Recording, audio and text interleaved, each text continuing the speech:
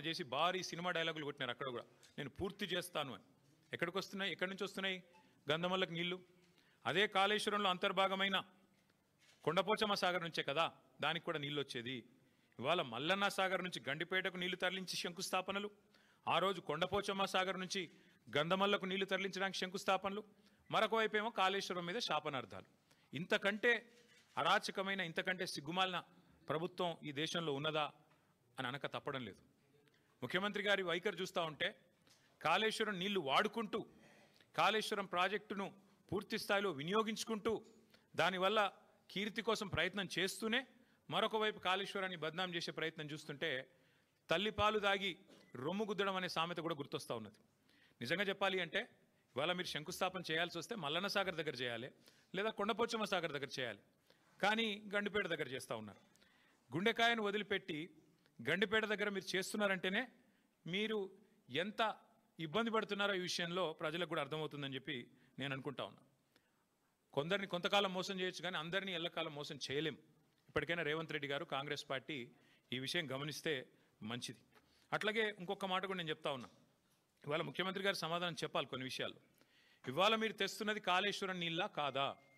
ఇవాళ మీరు తీసుకొస్తున్నది ఇక్కడ గండిపేటకి కాళేశ్వరం జలాలా కాదా? స్పష్టంగా చెప్పాలి.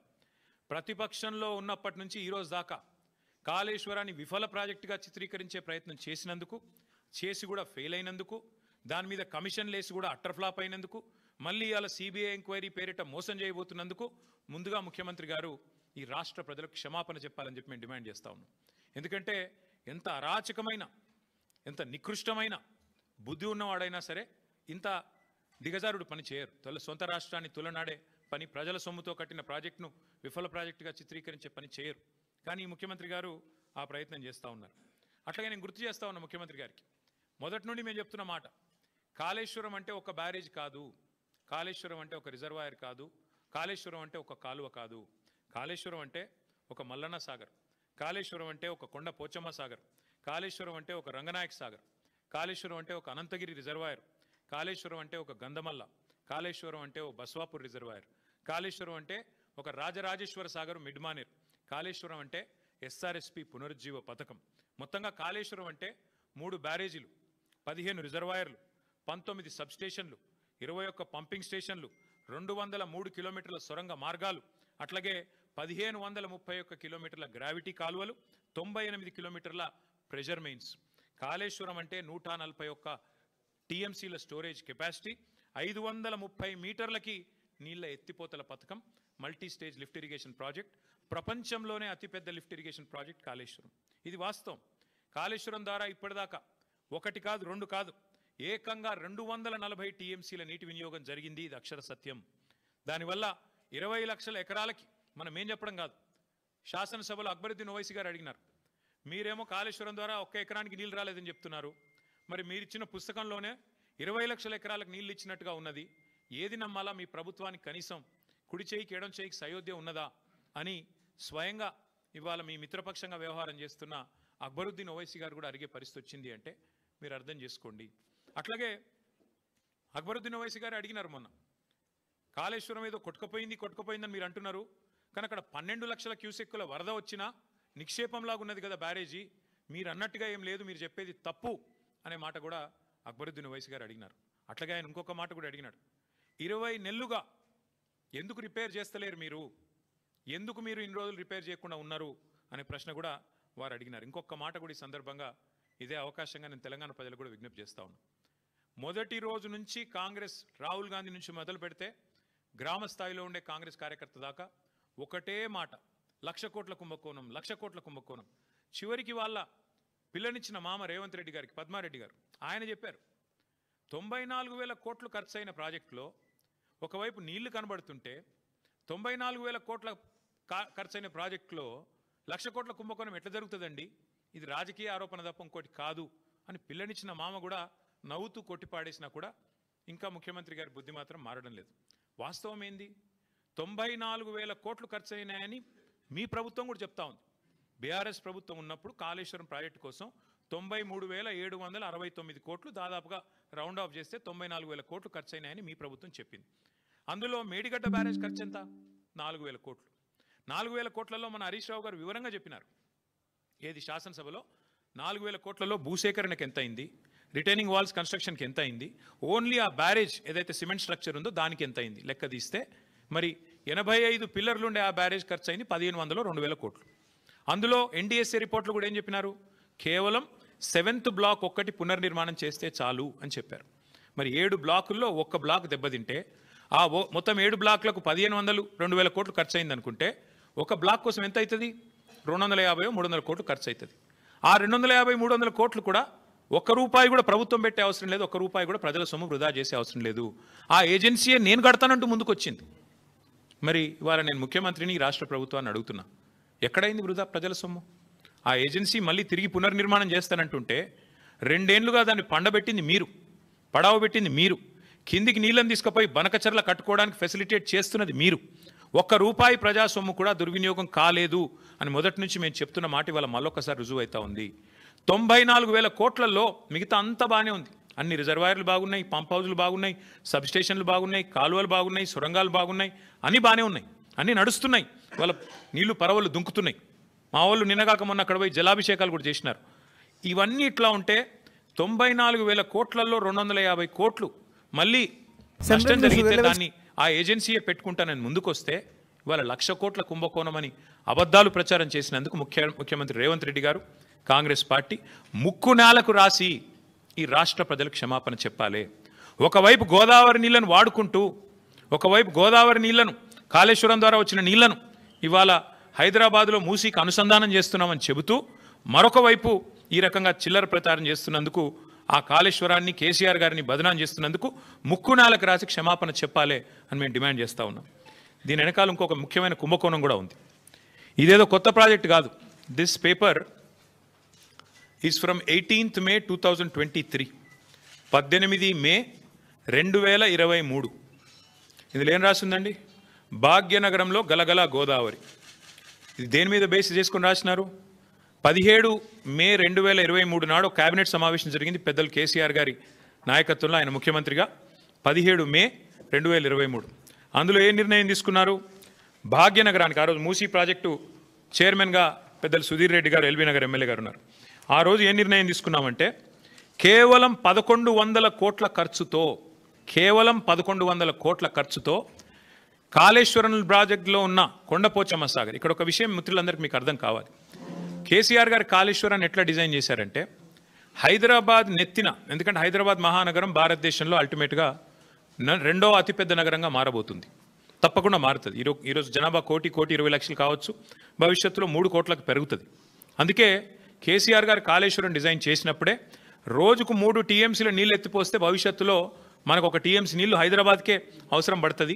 3 కోట్ల జనాభా పెరిగిన తర్వాత మళ్ళీ కొత్తగా నీళ్ల కోసం ఇవాళ చెన్నైలోనో లాటూరులోనో ఎట్లయితే రైళ్లలో ట్యాంకర్లు పెట్టి తెచ్చుకుంటున్నారో ఆ అవస్థ మన భవిష్యత్ తరాలకు ఉండొద్దన్న ఉద్దేశంతో చాలా ముందు చూపుతో 3 TMCల నీళ్లను మేడిగడ్డ నుంచి ఎత్తిపోసి ఇక్కడికి తీసుకొచ్చి మెడ్మానేర్ నుంచి ఆడికెళ్ళి పైకి తీసుకురావాలని ఒక ఆలోచన చేసినారు. అందులో భాగంగానే ఆనాటి మా ప్రభుత్వం తీసుకున్న నిర్ణయం ఏంటి అంటే కొండపోచమ్మ సాగర్ 618 మీటర్ల పైన ఉంటుంది సముద్ర మట్టానికి, మల్లన్న సాగర్ 560 మీటర్లు 557 మీటర్ల మీద ఉంటుంది, మన గండిపేట 540 మీటర్ల మీద ఉంటుంది. అంటే కొండపోచమ్మ నుంచి నీళ్ళు తీసుకుంటే 618 మీటర్లకు వెళ్ళి 540 మీటర్లకు తీసుకుంటే గ్రావిటీ ద్వారానే నీళ్ళు తెచ్చుకోవచ్చు పూర్తి స్థాయిలో. అంటే 618 మీటర్లకి నీళ్లు వస్తే కిందికి పోతాయి కదా, పడవ దిక్కు నీళ్ళు పల్లం దిక్కు పోతాయి కదా, అట్లా మనం తెచ్చుకోవచ్చు అనేది ఆ రోజు మా ప్రణాళిక. దానిలో భాగంగా ఏం చేసినాము, అదే సమావేశంలో 111 జీవో ఎత్తివేస్తూ ఆ రోజు తీసుకున్న నిర్ణయం ఏంటి అంటే నేను చదివి వినిపిస్తాను మీకు. కాళేశ్వరం ప్రాజెక్టులో భాగంగా 15 TMCల సామర్థ్యంతో నిర్మించిన కొండపోచమ్మ సాగర్ నుంచి సాగునీటి కోసం సంగారెడ్డి కాలువ నిర్మిస్తున్నారు. ఈ గ్రావిటీ కాలువ 27వ కిలోమీటర్ దగ్గర హిమాయత్ సాగర్, ఉస్మాన్ సాగర్కు కాళేశ్వర జలాల్ని మళ్లించి ఏర్పాటు చేశారు. సంగారెడ్డి కాలువ గరిష్ట వరద ప్రవాహ సామర్థ్యం 5,054 క్యూసెక్కులు కాగా ఇందులో సాగునీటికి 4,354 క్యూసెక్కులు కేటాయించారు. మిగతా 700 క్యూసెక్కులను జంట జలాశయాలకు తరలించి మూసీ ప్రక్షాళనకు కేటాయించారు. సంగారెడ్డి కాలువ 27వ కిలోమీటర్ నుంచి మళ్లించే కాళేశ్వర జలాలని సమీపంలో ఉన్న రావల్కోల్ చెరువుకు తరలిస్తారు. అక్కడి నుంచి కాలువ ద్వారా లేదా పైప్ లైన్ ద్వారా ముత్తంగి ప్రాంతం మీదుగా గండిపేట జలాశయానికి తరలిస్తారు. గండిపేట నుంచి జలాలు హిమాయత్ సాగర్కు వస్తాయి. అక్కడి నుంచి ఏడాది పొడవునా జంట జలాశయాలు కాళేశ్వరం జలాలతో నిండుగా ప్రవహించనున్నాయి. దీంతో పాటు ఇంకొక ముఖ్యమైన మాట, హుసేన్ సాగరు హైదరాబాద్ నడిబొడ్డున ఉంటుంది. హుసేన్ సాగర్ని కూడా ఎప్పటి నుంచో నడుస్తున్నాయి ప్రణాళికలు క్లీన్ చేయాలని. మేము ఆ రోజు ప్లాన్ చేసింది ఏంటంటే జంట జలాశయాల నుంచి అంటే గండిపేట నుంచి బుల్కాపూర్ నాలా ద్వారా మనం హుసేన్ సాగర్ కూడా ఆ రోజే ప్లాన్ చేసినాం. హుసేన్ సాగర్ కూడా గోదావరి జిల్లా తీసుకొచ్చి బుల్కాపూర్ నాలా ద్వారా అంటే గండిపేట నుంచి బుల్కాపూర్ నాలాలో ఒక పాయ వదిలిపెడితే గోదావరి నీళ్లు దాని నుంచి స్ట్రైట్గా హుసేన్ సాగర్ కూడా వస్తాయి. తద్వారా మొత్తం ఇటు హుసేన్ సాగర్ అటు 2 జంట జలాశయాలు కూడా పూర్తిగా సమృద్ధిగా ఉంటాయనేది మన agenda. This is from 17th May 2023 cabinet in KCR government. కేవలం 1100 కోట్ల రూపాయలతోనే ఈ పని చేయవచ్చు. ఇవాళ ముఖ్యమంత్రి ఏం చేస్తున్నారు, ఈ ప్రభుత్వం ఏం చేస్తున్నది? ఇవాళ మీరు పేపర్ యాడ్ చూడండి. కొండపోచమ్మ దగ్గర మేం సోర్స్ పెడితే దాన్ని కట్ చేసినారు, తీసేసినారు. కారణం లోగుట్టు పెరుమాళ్ళకెరక అని వారికే తెలియాలి, మాకు తెలియదు. 1100 కోట్లతో అయిపోయే ప్రాజెక్టును ఇవాళ 7380 కోట్లు 90 కోట్లు అంటే దాదాపు 7 రెట్లు పెంచేసినారు. ఎవరి కోసం, ఎందుకోసం చెప్పరు, సమాధానం రాదు. ఎందుకు? స్పష్టంగా మీరు కొండపోచమ్మ సాగర్ నుంచి గ్రావిటీ ద్వారా నీళ్లు తీసుకునే అవకాశం ఉన్నప్పుడు ఎందుకు పెంచుతున్నారు? ఏ కారణం చేత పెంచారు? మల్లన్న సాగర్ ఎందుకు మార్చారు సోర్సు? ఏం అవసరం వచ్చింది? ప్రభుత్వం సమాధానం చెప్పాలని మేము డిమాండ్ చేస్తున్నాం. మొన్న మీరు ఉత్తమ్ కుమార్ రెడ్డి గారి మాటలు విన్నారు శాసనసభలో. 35,000 కోట్లతో అయిపోయే ప్రాణహిత చెవులను పక్కన పెట్టి మీరు 87,000 కోట్లు చేసినారు దీన్ని అని మాట్లాడినారు ఉత్తమ్ కుమార్ రెడ్డి గారు. నేను అడుగుతా ఉన్నా ఈ ప్రభుత్వాన్ని, అసలు మీకు సోయి ఉందా, అవగాహన ఉందా నేను అడుగుతా ఉన్నా. ఎందుకంటే మనందరికీ తెలుసు కాళేశ్వరం ప్రాజెక్టులో ఏమేమి పెట్టినాము. కాళేశ్వరం ప్రాజెక్టులో మీరు ప్రాణహితాలో ఎన్నడూ కూడా స్టోరేజ్ పెట్టలేదు. 14 TMCల స్టోరేజ్ పెట్టినారు మీరు. అదే మేము 141 TMCల సామర్థ్యంతో 15 రిజర్వాయర్లు నిర్మాణం చేశాం. దానివల్ల సహజంగా ఖర్చు పెరగదా? రిజర్వాయర్లు కట్టాలా, ల్యాండ్ ఎక్విజిషన్ చేయాలా, పెరుగుతుంది. ఇంకోటి మీరు ప్రాణహిత చేవెళ్ళ డిజైన్ చేసింది 2006-07లో, మేము మొదలుపెట్టింది 15-16లో. మరి అప్పటికి ఇప్పటికి 8 ఏళ్ల తర్వాత స్టీల్ ఖర్చు పెరుగుతుంది, సిమెంట్ ఖర్చు పెరుగుతుంది, అన్ని ఖర్చులు పెరుగుతాయి కదా. రిజర్వాయర్ల సామర్థ్యం పెరిగింది, GST వచ్చింది, ఇంకా చాలా వచ్చినాయి. వాటన్నిటి తర్వాత అది పెరిగితేనేమో ఇది 2 రెట్లు 2.5 రెట్లు పెరిగితే అదేదో ఘోరం జరిగిపోయింది, అదేదో పెద్ద స్కామ్ అన్నారు. ఇవాళ నేను అడుగుతున్నా 7 రెట్లు ఎట్లా పెరిగింది కాస్టు? 1100 కోట్ల ప్రాజెక్టు 7,400 కోట్ల ప్రాజెక్టు ఎట్లా అయ్యింది? ఇది స్కామ్ కాదా? నేను ఇవాళ స్పష్టంగా చెప్తున్నా, మీడియా మిత్రులు దయచేసి మీరు పరిశోధించండి. వాస్తవం ఏంటి అంటే 150,000 కోట్ల మూసి బ్యూటిఫికేషన్ అని చెప్పి ముఖ్యమంత్రి గారు ప్రకటించగానే మేము అడ్డుపడ్డాం. హైదరాబాద్ ప్రజలు అడ్డుపడ్డారు, నిలదీసినారు. 16,000 కోట్లతో అయిపోయే ప్రాజెక్ట్ని 150,000 కోట్లు ఎట్లయితాయి అని మేము నిలదీస్తే ఇవాళ కొత్త స్టైల్ ఎత్తుకున్నారు. ఇన్నోవేటివ్ థింకింగ్ కదా. ఇన్నోవేటివ్ థింకింగ్లో భాగంగా ఏం చేసినారంటే స్కామ్ను కూడా ఇన్స్టాల్మెంట్లలో చేస్తున్నారు. 150,000 కోట్లు ఒకటేసారి టెండర్లు పిలిస్తే ఎందుకు ఇంత అయింది అంటే జవాబు లేదు. అందుకే విడతల వారి దోపిడీ. మొదలు 1100 7,700 చేయాలి, ఆ తర్వాత ఇంకోటి 5 రూపాయలు ఉన్నదాన్ని 40 రూపాయలు చేయాలి, పెంచుకుంటూ ఆఖరికి మొత్తం స్కామ్ మళ్ళీ 150 కోట్ల కాడికి తేవాలి. ఇది వీళ్ళ ఎత్తుగడ. నేను మళ్ళీ చెప్తా ఉన్నా, May 17, 2023 నాడు 1100 కోట్లతో కొండపోచమ్మ సాగర్ నుంచి గోదావరి నీళ్ళని తీసుకొచ్చి బ్రహ్మాండంగా రావులకోల్ చెరువులో పోసి రావులకోల్ చెరువు నుంచి గండిపేటకు నీళ్ళు తీసుకొచ్చే మార్గం గ్రావిటీ ద్వారా ఉంటే ఇవాళ మీరు 3 WTPలు ఎందుకు కడుతున్నారు? 5 పంప్ హౌస్లు ఎందుకు పెడుతున్నారు? ఎవరి లాభం కోసం పెడుతున్నారు అని ముఖ్యమంత్రి గారు నేను అడుగుతా ఉన్నా. ఇవాళ ఎట్లా పెరిగింది? కమిషన్లు దండుకోవడానికా, మొబిలైజేషన్ అడ్వాన్సులు ఇవ్వడానికా, కాంట్రాక్టర్లకు దోచిపెట్టడానికా? ఎందుకు తక్కువ ఖర్చుతో అయ్యేదాన్ని పక్కకు పెట్టి ఎక్కువ ఖర్చుతో చేస్తున్నారు? ఒక దిక్కు మీరే చెప్తున్నారు పైసలే లేవు, అప్పు ఉడతలేదు, ఒక్క పథకం ఇచ్చేందుకు ఏమీ లేదు అని పచ్చి అబద్ధాలు ఒక దిక్కు మీరే చెప్తారు. పార్లమెంటు చెప్పినా, కేసీఆర్ ప్రభుత్వం చేసిన అప్పు 2,80,000 కోట్లని పార్లమెంట్ చెప్పినా సిగ్గు లేకుండా మొన్న అసెంబ్లీలో కూడా 8 లక్షల కోట్లని ఒకరు, 7 లక్షల కోట్ల అప్పని ఇంకొకరు నోటికొచ్చిన అబద్ధాలు ఒకవైపు మాట్లాడుతున్నారు. ఒక దిక్కేమో తులం బంగారానికి పైసలు లేవు, ఆడబిడ్డలకు 2,500 ఇయ్యనికి పైసలు లేవు, 6 గ్యారంటీల అమలుకు పైసలు లేవు, ముసలోళ్ళకి 4,000 పెన్షన్ ఇయ్యనికి పైసలు లేవు, రైతు బంధు ఏడానికి పైసలు లేవు, ఇంకా చెప్తూ పోతే చాలా ఉన్నాయి. వీటికి పైసలు లేవు. కానీ 7,400 కోట్లతో ఎవరు అడగని ప్రాజెక్టును మాత్రం అర్జెంటుగా టేకాఫ్ చేయాల్సిన అవసరం ఎందుకు వచ్చింది ముఖ్యమంత్రి గారు? తప్పకుండా చెప్పాలని చెప్పి నేను డిమాండ్ చేస్తా ఉన్నా. ఇందులో అవినీతి కోణమే కాదు, క్రిమినల్ కోణం కూడా ఉంది. ఈ ప్రాజెక్ట్ వెనకాల క్రిమినల్ కోణం కూడా ఉంది. మీకు యాదికుండాలే, ఆనాడు అదేదో వెలుగు పత్రికలో వచ్చింది సుంకిశాల, అది ఇవ్వండి. సుంకిశాల వెలుగు ఉంది, ఇక్కడ ఉంది. ఇగో ఇది వెలుగు పత్రికలో వచ్చింది. ఏమన్నది ఇలా, సుంకిశాల రిటైనింగ్ వాల్ కూలిపోతే HMWSB Hyderabad metro water supply and sewerage board నడుపుతున్నది ఈ ప్రాజెక్ట్ని, వాళ్ళ ఆధీనంలో నడుస్తున్నది.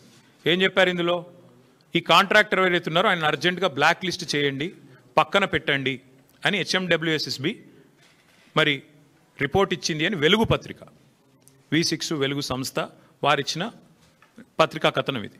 మరి వాళ్ళు నేను అడుగుతున్న ముఖ్యమంత్రి గారిని, ఏ ఏజెన్సీ అయితే బ్లాక్ లిస్ట్ మీరు చేయాలో, ఏ ఏజెన్సీని అయితే బ్లాక్ లిస్ట్ చేయాలో, ఎవరినైతే నేషనల్ హైవే అథారిటీ ఆ ఏజెన్సీని బ్లాక్ లిస్ట్ చేసింది. మన కేరళలో ఒక రహదారి వీళ్ళు నిర్మాణం చేసినారు, NH66. అక్కడ ఒక స్లోప్ ప్రొటెక్షన్ వాల్ కొలాప్స్ అయింది, వీళ్ళు కట్టిందే, సేమ్ ఇదే కంపెనీ కట్టింది. నేషనల్ హైవే అథారిటీ వాళ్ళు, కేంద్ర ప్రభుత్వం వాళ్ళేమో వాళ్ళని బ్లాక్ లిస్ట్ చేసినారు, డీబార్ చేసినారు. మరి మీరెందుకు చేస్తలేరు? మీ డిపార్ట్మెంట్లో ఏ డిపార్ట్మెంట్లోనైతే సుంకిశాలు ఉంటుందో దాని రిటైనింగ్ వాల్ కొలాప్స్ అయితే మళ్ళీ వాళ్ళకే 7,400 కోట్ల వర్క్ ఇచ్చినావంటే ఏమర్థం చేసుకోవాలి? నేను రాష్ట్ర ప్రజలు ఏమర్థం చేసుకోవాలి? ఎందుకు ఇంత అవాజ్యమైన ప్రేమ వారి మీద మీకు? ఇదే సంస్థను కదా మీరు ఈస్ట్ ఇండియా కంపెనీ అని హుంకరించింది, గర్జించింది మీరే కదా. ఈస్ట్ ఇండియా కంపెనీ ఈరోజు బెస్ట్ ఇండియా కంపెనీ ఎట్లయింది, నీకు బెస్ట్ ఫ్రెండ్ ఎట్లయింది చెప్పాలి రేవంత్ రెడ్డి గారు. నాకు తెలిసి ఇప్పుడు నేను ఈ మాట మాట్లాడినాక కొన్ని టీవీలు లైవ్ కట్ అవుతాయి, కొంతమంది రేపు రాయరు, నాకు తెలుసు. అది పర్వాలేదు, మీకు రాసే ఇది లేక మీకు ఉండకపోవచ్చు, మీకు ఇబ్బందులు ఉండొచ్చు. కానీ నేను స్పష్టంగా చెప్తా ఉన్నా, ఇవాళ సోషల్ మీడియా ఉంది, ప్రజలు చూస్తారు, తెలుసుకుంటారు. మీకుండే ఇబ్బందులు సోషల్ మీడియాలో ఉండవు, ఎందుకంటే ఇవాళ ప్రతి ఒక్కరు మీడియా చాలా పవర్ఫుల్గా మారిపోయింది. కాబట్టి నేను అడుగుతా ఉన్నా, నీ సొంత నియోజకవర్గం కొడంగల్లో లిఫ్ట్ ఇరిగేషన్ ప్రాజెక్టులు అదే బ్లాక్ లిస్ట్ చేయాల్సిన ఏజెన్సీకి ఇస్తావు. 1100ను 7,400 కోట్లు చేసి ఎక్కడ నీ సంస్థనే ఇచ్చింది కదా, నువ్వే కదా మున్సిపల్ మినిస్టరు. మున్సిపల్ మినిస్టర్ కిందే ఉంటుంది కదా HMWSB. మరి అదే Hyderabad metro water supply sewerage బోర్డులో కుప్పకూలిపోతే సుంకిశాల, వాళ్ళ మీద చర్యలు తీసుకోకపోగా, వాళ్ళని పనిష్ చేయకపోగా రివార్డు ఇస్తావా? కొడంగల్ ప్రాజెక్టు వాళ్ళకే ఇస్తావు, వాళ్ళకున్న ఇంకొక ఆయన ఎవరు, ఆ మంత్రి పొంగులేటి శ్రీనివాసరెడ్డి గారికి ఇస్తావు. ఇద్దరు కలిపి 4,000 కోట్ల వరకు కొడంగల్ లిఫ్ట్ ఇరిగేషన్. ఇంకో దిక్కేమో ఇవాళ మళ్ళీ 7,400 కోట్ల వరకు మళ్ళీ అదే సంస్థకి. ఎవరైతే సుంకిశాల కూలిపోవడానికి కారకులో వారికే ఇస్తున్నారు. మరి కేంద్ర ప్రభుత్వానికి లేని మొహమాటం మీకెందుకున్నది? కేంద్ర ప్రభుత్వం బార్ చేసింది వాళ్ళని, NHలో మీరు పాల్గొనవద్దు అని చెప్పి వాళ్ళని బ్లాక్ చేసింది. మీరెందుకు చేస్తలేరు? ఇది క్రిమినల్ కుట్ర కాదా? ఖచ్చితంగా నేను అంటా ఉన్నా, ఇది దోపిడీ తప్ప ఇంకోటి కాదు. కాంట్రాక్టర్లతో కుమ్మక్కై 1,000 కోట్లు కొల్లగొట్టడానికి ఢిల్లీకి ముడుపులు పంపి సీటు కాపాడుకోవడానికి చేస్తున్న ప్రయత్నం తప్ప ఏమీ లేదని చెప్పి మళ్ళొకసారి నేను చెప్తా ఉన్నా. అట్లాగే ఎప్పుడో 20 ఏళ్ల కింద పేపర్కి పరిమితం అయిపోయిన ప్రాణహిత చేవెళ్లలోనేమో అది దాన్ని మేము రిజర్వాయర్లు యాడ్ చేసి బ్రహ్మాండంగా దానిలో తెలంగాణను రీడిజైన్ చేసి సస్యశ్యామలం చేస్తే అది స్కామ్ అట.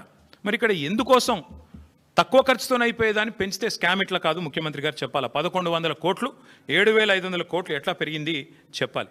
ఇంకొక మాట కూడా చెప్పి నేను ముగిస్తాను.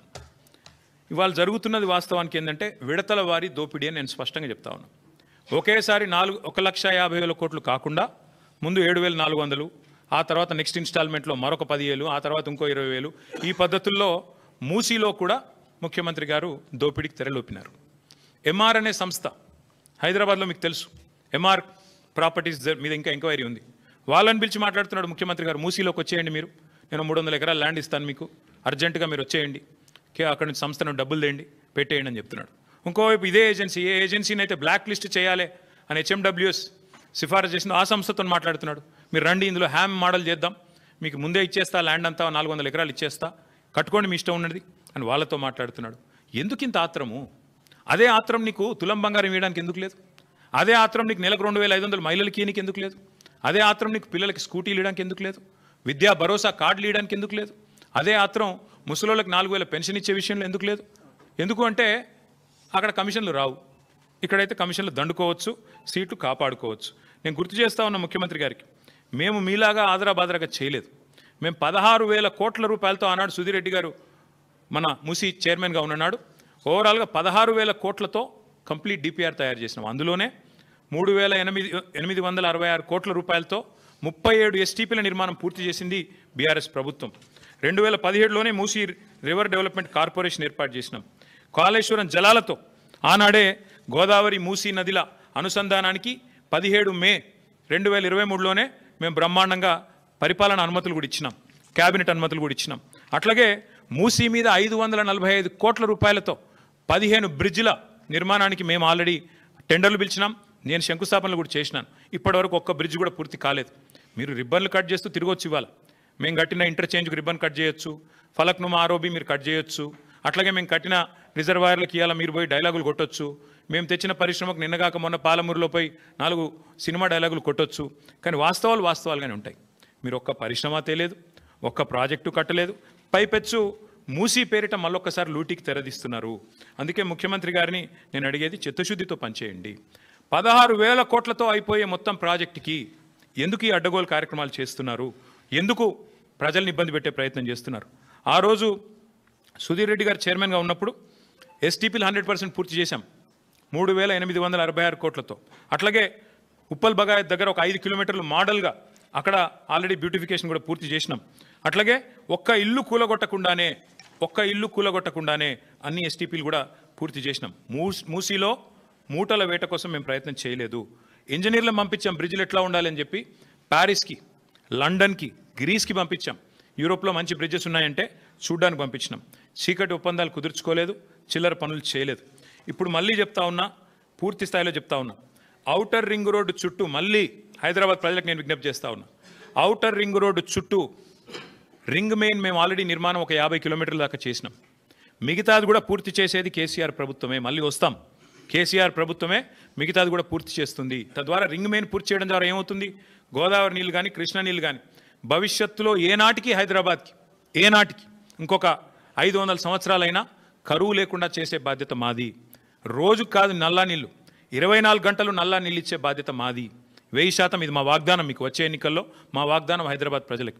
ఈ ముఖ్యమంత్రి వల్ల కాదు అది. ఎందుకంటే ఆయన గోల్ అంతా ఎంతసేపు డబ్బులు ఎట్లా సంపాదించాలని. ముఖ్యమంత్రి గారు మొన్న బయటపడింది ఆయన మనసులోని మాట. ఒక టీవీ చర్చలో చెప్తున్నాడు, కేసీఆర్ తప్పుడు నిర్ణయం తీసుకున్నారు. 20,000 లీటర్ల వరకు ఫ్రీ వాటర్ ఏదైతే ఇస్తున్నాం హైదరాబాద్లో అది చాలా తప్పు నిర్ణయం అన్నాడు ముఖ్యమంత్రి గారు. నేను మీకు ఇవాళ చెప్తా ఉన్నా, జిహెచ్ఎంసీ ఎన్నికల తర్వాత కాంగ్రెస్ ప్రభుత్వం ఫ్రీ వాటర్ స్కీమ్ కూడా రద్దు చేస్తుంది, రాసి పెట్టుకోండి. ముఖ్యమంత్రి గారి మనసులో మాట బయటపడ్డది. ఇవాళ మేము సిన్సియర్గా ఏదైతే ప్రయత్నం చేశామో దాన్ని కొనసాగిస్తాం. మీరు ఏదైతే ఇవాళ లూటీకి పాల్పడుతున్నారో దాన్ని కూడా అడ్డుకుంటాం. ఎందుకంటే తప్పకుండా మేము బీజేపీని కూడా అడుగుతున్నాం. మేము అడిగినాము భారతీయ జనతా పార్టీ వాళ్ళని, ఇన్ని స్కాములు జరుగుతుంటే మీరు ఎందుకు మాట్లాడతలేరు అని అడిగినాం. మీరే చెప్తారు ఆర్ఆర్ ట్యాక్స్ అని, మీరే చెప్తారు ఇంట్లో దోపిడీ అందులో దోపిడీ అని, మరి ఎందుకు విచారణకు ఆదేశిస్తలేరని అడిగినాం. ఇక కారణాలు వాళ్ళే చెప్పాలి. ఒకటి మాత్రం పక్కా, ఇదివరకు ఎట్లయితే హైదరాబాద్ దాహార్తి తీర్చినామో మరి గోదావరి నీళ్ళని తీసుకొచ్చి భవిష్యత్తులో కూడా మళ్ళీ హైదరాబాద్కి న్యాయం చేసేది, రింగ్ మెయిన్ ప్రాజెక్టు పూర్తి చేసేది, అల్టిమేట్గా మూసీ ప్రాజెక్టు కూడా పూర్తి చేసేది కేసీఆర్ ప్రభుత్వమే. కానీ ఈరోజు జరుగుతున్న దోపిడీ విషయంలో, ఈరోజు జరుగుతున్న ఈ క్రిమినల్ కుంభకోణం విషయంలో రాష్ట్ర ప్రజలు కూడా ఆలోచించాలి. కాళేశ్వరాన్ని బద్నాం చేయాలి, అంచనాలు పెంచాలి, బ్లాక్ లిస్ట్ చేయాల్సిన ఏజెన్సీకి కాంట్రాక్ట్లు అప్పచెప్పాలి. ఎవరి కోసం ఇదంతా? రాష్ట్ర ప్రజలు కూడా ఆలోచించాలని చెప్పి కోరుతూ, తప్పకుండా అవసరమైతే మా పార్టీ తరఫున న్యాయ పోరాటానికి కూడా వెనుకాడం. ఎందుకంటే మా తెలంగాణ భవన్ ఇదివరకే జనతా గ్యారేజ్గా మారిపోయింది. మూసి మొత్తం బాధితులంతా మా కాడికే వచ్చి మొరబెట్టుకున్నారు. ఇప్పటికీ న్యాయ పోరాటం చేస్తూనే ఉన్నాం. భవిష్యత్తులో కూడా ఈ కుంభకోణం మీద కూడా తప్పకుండా మా పార్టీ తరఫున న్యాయ పోరాటం చేస్తామని చెప్పి కూడా మీ అందరికి తెలియజేస్తూ మీ అందరికీ థ్యాంక్ యూ.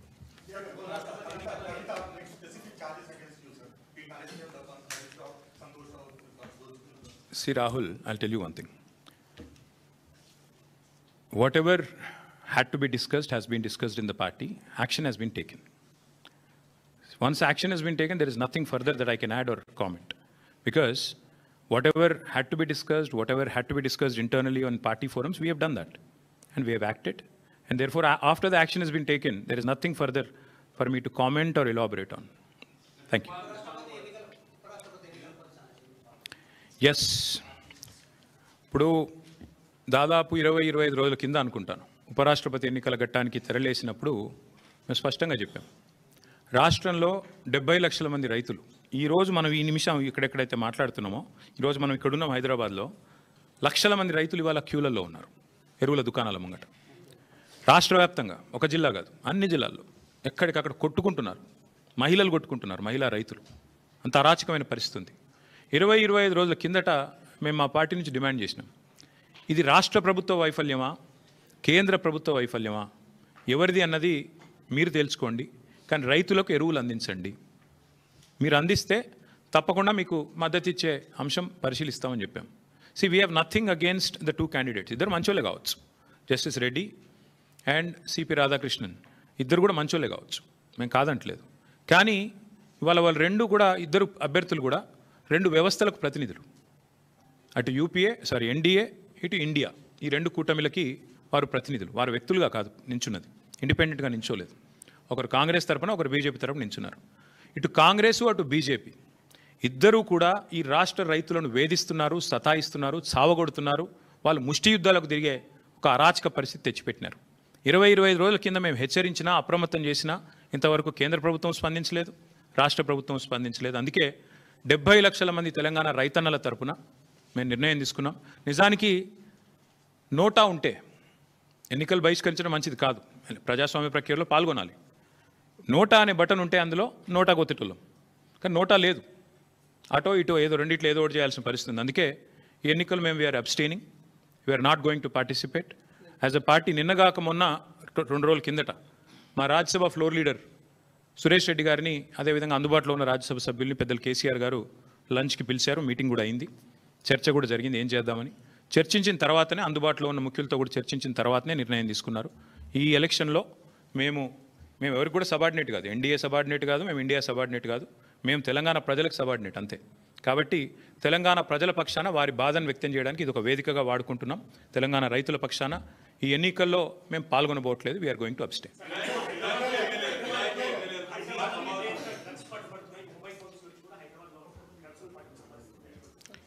తెల్లారు లేస్తే బిల్డప్లు, ఒకటి ఈగల్ అని, ఇంకోటి హైడ్రా అని, నేను 18 గంటలు పనిచేస్తా అని, నేనే హోంమంత్రిత్వ శాఖ కావాలని నా దగ్గర పెట్టుకున్నా అని.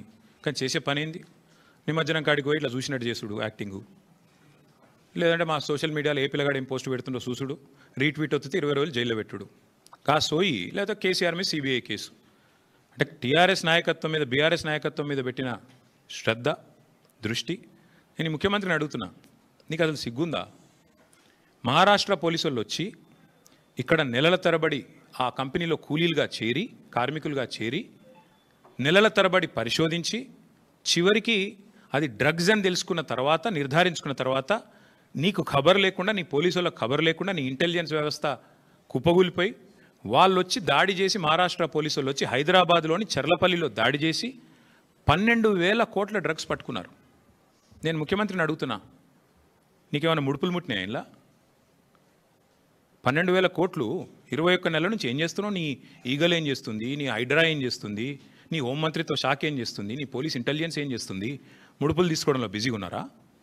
ఎట్లా? హైదరాబాద్లోని చెర్లపల్లిలో 12,000 కోట్లు. ఇది భారతదేశంలోనే 2వ అతిపెద్ద డ్రగ్స్ ఇప్పటిదాకా దొరికింది. ఇదివరకు ఒకసారి గుజరాత్లో దొరికింది 21,000 కోట్లు, ఇప్పుడు రెండోసారి 12,000 కోట్లు. సిగ్గులేని విషయం ఏంటంటే, సిగ్గుపడాల్సిన విషయం ఏంటంటే, మన పోలీసులకు ఖబర్ కూడా లేదు. మహారాష్ట్ర పోలీసులు వచ్చి దాడి చేసేదాకా మన పోలీసులకు ఖబర్ కూడా లేదు. ముఖ్యమంత్రి గారికి ముడుపులు అందినాయి అనేది నా అనుమానం. అందుకే చూస్తున్నట్టు వేయండేమో, లేదా ముఖ్యమంత్రి బిజీగా ఉన్నాడేమో. ఏది? ఎవడు రీట్వీట్ అవుతుండే వాళ్ళ మీద కేసు పెట్టుర్రి, ఎవడు పోస్ట్ పెడుతుండే వాళ్ళని అర్జెంట్ లోపలేయండి, లేదా గణేష్ కాడపోయి కొద్దిగా స్టంట్ కొట్టినట్టు చేద్దాం, అక్కడ కేసీఆర్ పాటలు బాగా పెడుతురు, పోలీసు వాళ్ళు డీజే బాక్సులు గుంజుకోవాలి, యాంప్లిఫైర్లు గుంజుకోవాలి. గదే పని. ఏమన్నది ఇవాళ పోలీసులకు రాష్ట్రంలో పని? పాపం పోలీసుల బండ్లలో డీజిల్ దిక్కులేదు. మేము మమ్మల్ని అరెస్ట్ చేస్తుంటే హరీష్ రావు గారు అడిగినారు, ఏమైనా నీకు టీఏ వచ్చిందని అడిగారు. పాపం ఆయన నవ్వుతుండు పోలీసు ఆయన. డిఏ వచ్చినాదా, టీఏ వచ్చినాదా, మీ బండ్లలో డీజిల్ అని వస్తున్నాదా అంటే చెప్పలేకపోతున్నారు. పోలీసు వాళ్ళు నవ్వుతున్నారు. అట్లాంటి పరిస్థితి ఉన్నది వాళ్ళు. అందుకే ఈ రాష్ట్ర హోంమంత్రికే ముడుపులు అందినట్టుగా నాకైతే అనుమానం ఉంది.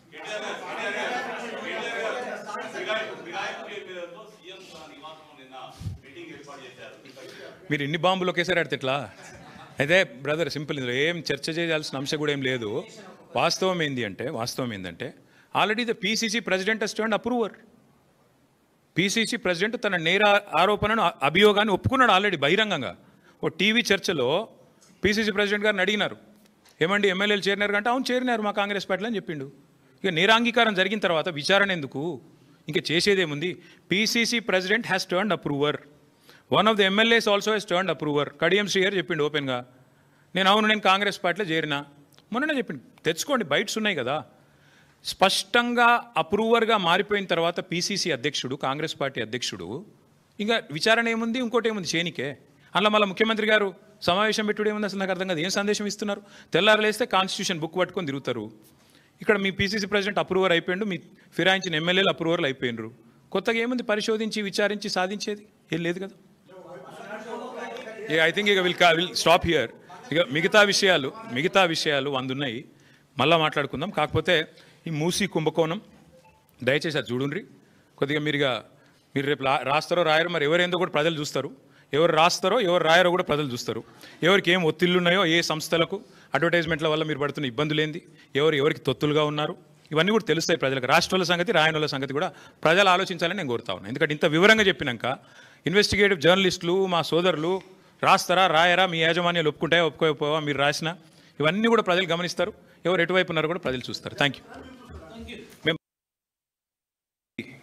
తెలంగాణను సస్యశ్యామలం చేసిన, తెలంగాణ బీళ్లకు గోదావరి నీళ్లను మళ్ళిచ్చిన ఒక బృహత్తరమైన ప్రాజెక్టు కాళేశ్వరం ప్రాజెక్టు.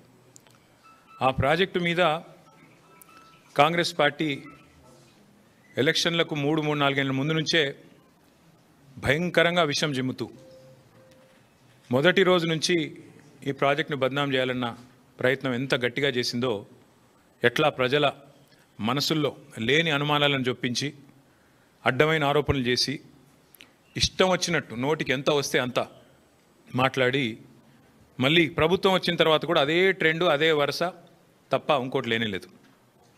తెలంగాణకు వరప్రధాని లాంటి కాళేశ్వరం ప్రాజెక్టు మీద చివరికి కక్షగట్టి తెల్లారు లేస్తే రాహుల్ గాంధీ గారు దుమ్మెత్తిపోస్తూ ఉంటారు. బీజేపీ జేబు సంస్థ సిబిఐ, బీజేపీ జేబు సంస్థ ఐటీ అంటూ తెల్లారు లేస్తే కాంగ్రెస్ ప్రభుత్వం, కాంగ్రెస్ పార్టీ జాతీయ నాయకత్వం జాతీయ స్థాయిలో సిబిఐ అంటేనే అది జేబు సంస్థ బీజేపీకి అని చెప్పి దుమ్మెత్తిపోస్తూ ఉంటారు.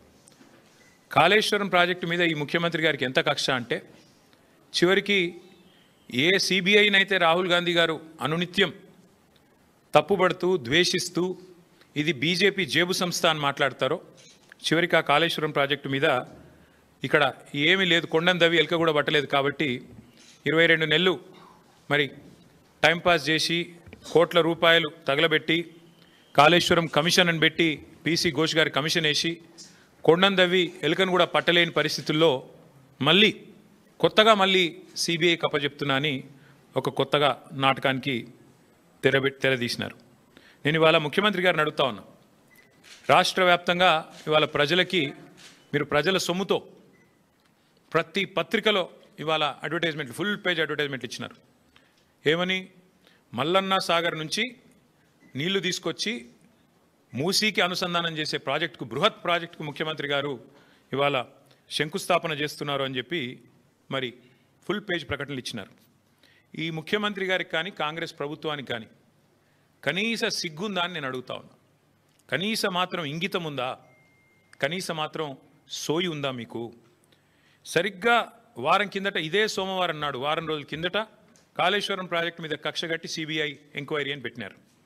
మరి ఈరోజు ఈ సోమవారం రోజు కేసీఆర్ గారు కట్టిన అదే కాళేశ్వరం ప్రాజెక్టు మీద ఆధారపడ్డ మూసీ జలాల అనుసంధానం అని పెట్టి ఇవాళ శంకుస్థాపన చేస్తూ ఉన్నారు. ఇక్కడ విచిత్రం ఏంటంటే, కాకపోతే ఎవరైనా మనిషి జ్ఞానం ఉన్నవాడైతే తల దగ్గర శంకుస్థాపన చేస్తారు, తల దగ్గర చేస్తారు. ఎక్కడైతే నీళ్లు ఉన్నాయో, ఎక్కడి నుంచి అయితే నీళ్లు తేవాలనుకుంటున్నారో అక్కడ శంకుస్థాపన చేస్తారు. కేవలం తలా తోక లేని వాళ్ళే తోక దగ్గర చేస్తారు. ఎందుకంటే బాధ ఏముంది ఈయనకి? మల్లన్న సాగర్ దగ్గర పోయి శంకుస్థాపన చేస్తే ఏం చెప్పాలా? ఎదురుగా కళ్ళు దొబ్బినాయా, నీకు కనబడతలేవా, అవి కాళేశ్వరం నీళ్లు కాదా అని ప్రజలు అడుగుతారు, రైతులు అడుగుతారు. ఇవి కాళేశ్వరంలో వచ్చిన నీళ్లు కావా అని సోయినవాడు ఎవడైనా అడుగుతాడు, మీడియా అడుగుతుంది, అందరూ అడుగుతారు. సమాధానం చెప్పలేరు. ఎందుకంటే కాళేశ్వరం కొట్టుకపోయింది, కాళేశ్వరం ఇదైంది అదైంది అని దిక్కుమాలిన మాటలు మాట్లాడిందే మీరు. కాబట్టి ఏం చేయాలా? తలా తోక లేని సన్నాసులు చేసే పని ఏదైతే చేయాలో తోక దగ్గర చేస్తున్నాడు ప్రారంభోత్సవం. తల దగ్గర చేయకుండా, మల్లన్న సాగర్ దగ్గర కాకుండా తోక దగ్గర అంటే గండిపేట దగ్గర చేసే ప్రయత్నం చేస్తూ ఉన్నారు. ఎందుకు? మీ అబద్ధాలను కప్పిపుచ్చుకోవడానికి. మీరు ఇన్ని రోజులు వాగిన వాగుడంతా చెత్తవాగుడు అని ప్రజలకు తెలుస్తుంది. కాబట్టి ఇవాళ మీరు ఎన్ని దిక్కుమాలిన మాటలు మాట్లాడినా చివరికి మళ్ళీ కాళేశ్వరమే మీకు దిక్కు అయింది. కాబట్టి ఇవాళ మొహం చెల్లక మల్లన్న సాగర్ దగ్గర శంకుస్థాపన చేయడానికి మొహం చెల్లక ఈ ముఖ్యమంత్రి గారు, ఈ ప్రభుత్వం 1,00,000 కోట్ల అవినీతి, కూలిపోయింది, కాళేశ్వరం కూలేశ్వరం అయిపోయింది అని మాట్లాడిన మాటలు ఏవైతున్నాయో వాటి నుంచి తప్పించుకోవడానికే ఈరోజు గండిపేట దగ్గర ఒక డ్రామా చేస్తూ ఉన్నారు. అంటే ఒకటి చెప్పకనే చెప్పినట్టు మాత్రం ఈ ప్రభుత్వం అయ్యింది. ఎన్ని రోజులు కాళేశ్వరం కూలేశ్వరం అయిపోయిందని వాగిన నోళ్ళే ఇవాళ అదే కాళేశ్వరం నీళ్లు తీసుకొచ్చి హైదరాబాద్ ప్రజలకు మేము గోదావరి నీళ్ళు అందిస్తామని చెప్తున్నారు. అంటే ముఖ్యమంత్రి కానీ ఈ ప్రభుత్వం కానీ చెప్పకనే చెప్పినట్టు అయ్యింది. కాళేశ్వరం మరి తెలంగాణకు కల్పతరువు, తెలంగాణకు కామధేనువు అని మొదటి నుంచి మేమేదైతే చెప్తున్నామో అది అక్షర సత్యం అని కాంగ్రెస్ ప్రభుత్వమే ఇలా ఒప్పుకున్నట్టు అయింది. అట్లాగే ఒక నెల రోజుల కింద అనుకుంటా మా భువనగిరి యాదాద్రి జిల్లా గంధమల్ల రిజర్వాయర్కి కూడా ముఖ్యమంత్రి గారు శంకుస్థాపన చేసి భారీ సినిమా డైలాగులు కొట్టినారు. అక్కడ కూడా నేను పూర్తి చేస్తాను అని. ఎక్కడికి వస్తున్నాయి, ఎక్కడి నుంచి వస్తున్నాయి గంధమల్లకి నీళ్లు? అదే కాళేశ్వరంలో అంతర్భాగమైన కొండపోచమ్మ సాగర్ నుంచే కదా దానికి కూడా నీళ్ళు వచ్చేది. ఇవాళ మల్లన్న సాగర్ నుంచి గండిపేటకు నీళ్లు తరలించి శంకుస్థాపనలు, ఆ రోజు కొండపోచమ్మ సాగర్ నుంచి గంధమల్లకు నీళ్లు తరలించడానికి శంకుస్థాపనలు, మరొక వైపేమో కాళేశ్వరం మీద శాపనార్థాలు. ఇంతకంటే అరాచకమైన, ఇంతకంటే సిగ్గుమాలిన ప్రభుత్వం ఈ దేశంలో ఉన్నదా అని అనక తప్పడం లేదు. ముఖ్యమంత్రి గారి వైఖరి చూస్తూ ఉంటే కాళేశ్వరం నీళ్లు వాడుకుంటూ, కాళేశ్వరం ప్రాజెక్టును పూర్తి స్థాయిలో వినియోగించుకుంటూ, దానివల్ల కీర్తి కోసం ప్రయత్నం చేస్తూనే మరొక వైపు కాళేశ్వరాన్ని బద్నాం చేసే ప్రయత్నం చూస్తుంటే తల్లిపాలు దాగి రొమ్ము గుద్దడం అనే సామెత కూడా గుర్తొస్తూ ఉన్నది. నిజంగా చెప్పాలి అంటే ఇవాళ మీరు శంకుస్థాపన చేయాల్సి వస్తే మల్లన్న సాగర్ దగ్గర చేయాలి, లేదా కొండపోచమ్మ సాగర్ దగ్గర చేయాలి. కానీ గండిపేట దగ్గర చేస్తూ ఉన్నారు. గుండెకాయను వదిలిపెట్టి గండిపేట దగ్గర మీరు చేస్తున్నారంటేనే మీరు ఎంత ఇబ్బంది పడుతున్నారో ఈ విషయంలో ప్రజలకు కూడా అర్థమవుతుందని చెప్పి నేను అనుకుంటా ఉన్నా. కొందరిని కొంతకాలం మోసం చేయొచ్చు కానీ అందరినీ ఎల్లకాలం మోసం చేయలేం. ఇప్పటికైనా రేవంత్ రెడ్డి గారు, కాంగ్రెస్ పార్టీ ఈ విషయం గమనిస్తే మంచిది. అట్లాగే ఇంకొక మాట కూడా నేను చెప్తా ఉన్నా. ఇవాళ ముఖ్యమంత్రి గారు సమాధానం చెప్పాలి కొన్ని విషయాల్లో. ఇవాళ మీరు తెస్తున్నది కాళేశ్వరం నీళ్ళ కాదా? ఇవాళ మీరు తీసుకొస్తున్నది ఇక్కడ గండిపేటకి కాళేశ్వరం జలాలా కాదా? స్పష్టంగా చెప్పాలి. ప్రతిపక్షంలో ఉన్నప్పటి నుంచి ఈరోజు దాకా కాళేశ్వరాన్ని విఫల ప్రాజెక్టుగా చిత్రీకరించే ప్రయత్నం చేసినందుకు, చేసి కూడా ఫెయిల్ అయినందుకు, దాని మీద కమిషన్లు వేసి కూడా అట్టర్ ఫ్లాప్ అయినందుకు, మళ్ళీ ఇవాళ సిబిఐ ఎంక్వైరీ పేరిట మోసం చేయబోతున్నందుకు ముందుగా ముఖ్యమంత్రి గారు ఈ రాష్ట్ర ప్రజలకు క్షమాపణ చెప్పాలని చెప్పి మేము డిమాండ్ చేస్తూ ఉన్నాం. ఎందుకంటే ఎంత అరాచకమైన, ఎంత నికృష్టమైన బుద్ధి ఉన్నవాడైనా సరే ఇంత దిగజారుడు పని చేయరు. సొంత రాష్ట్రాన్ని తులనాడే పని, ప్రజల సొమ్ముతో కట్టిన ప్రాజెక్టును విఫల ప్రాజెక్టుగా చిత్రీకరించే పని చేయరు. కానీ ముఖ్యమంత్రి గారు ఆ ప్రయత్నం చేస్తూ ఉన్నారు. అట్లాగే నేను గుర్తు చేస్తూ ఉన్నా ముఖ్యమంత్రి గారికి, మొదటి నుండి మేము చెప్తున్న మాట, కాళేశ్వరం అంటే ఒక బ్యారేజ్ కాదు, కాళేశ్వరం అంటే ఒక రిజర్వాయర్ కాదు, కాళేశ్వరం అంటే ఒక కాలువ కాదు, కాళేశ్వరం అంటే ఒక మల్లన్న సాగర్, కాళేశ్వరం అంటే ఒక కొండ పోచమ్మ సాగర్, కాళేశ్వరం అంటే ఒక రంగనాయక సాగర్, కాళేశ్వరం అంటే ఒక అనంతగిరి రిజర్వాయర్, కాళేశ్వరం అంటే ఒక గంధమల్ల, కాళేశ్వరం అంటే ఒక బస్వాపూర్ రిజర్వాయర్, కాళేశ్వరం అంటే ఒక రాజరాజేశ్వర సాగర్ మిడ్మానేర్, కాళేశ్వరం అంటే ఎస్ఆర్ఎస్పి పునరుజ్జీవ పథకం. మొత్తంగా కాళేశ్వరం అంటే 3 బ్యారేజీలు, 15 రిజర్వాయర్లు, 19 సబ్స్టేషన్లు, 21 పంపింగ్ స్టేషన్లు, 203 కిలోమీటర్ల సొరంగ మార్గాలు, అట్లాగే 1531 కిలోమీటర్ల గ్రావిటీ కాలువలు, 98 కిలోమీటర్ల ప్రెషర్ మెయిన్స్. కాళేశ్వరం అంటే 141 టీఎంసీల స్టోరేజ్ కెపాసిటీ, 530 మీటర్లకి నీళ్ల ఎత్తిపోతల పథకం, multi stage lift irrigation project, ప్రపంచంలోనే అతిపెద్ద లిఫ్ట్ ఇరిగేషన్ ప్రాజెక్ట్ కాళేశ్వరం. ఇది వాస్తవం. కాళేశ్వరం ద్వారా ఇప్పటిదాకా 1 కాదు 2 కాదు, ఏకంగా 240 టీఎంసీల నీటి వినియోగం జరిగింది. ఇది అక్షర సత్యం.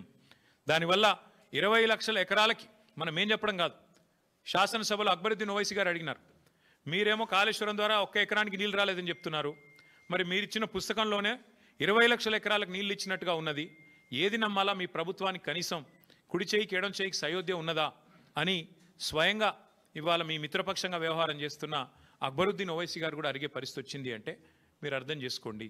అట్లాగే అక్బరుద్దీన్ ఓవైసీ గారు అడిగినారు మొన్న, కాళేశ్వరం ఏదో కొట్టుకుపోయిందని మీరు అంటున్నారు, కానీ అక్కడ 12 లక్షల క్యూసెక్కుల వరద వచ్చినా నిక్షేపంలాగా ఉన్నది కదా బ్యారేజీ, మీరు అన్నట్టుగా ఏం లేదు, మీరు చెప్పేది తప్పు అనే మాట కూడా అక్బరుద్దీన్ ఓవైసీ గారు అడిగినారు.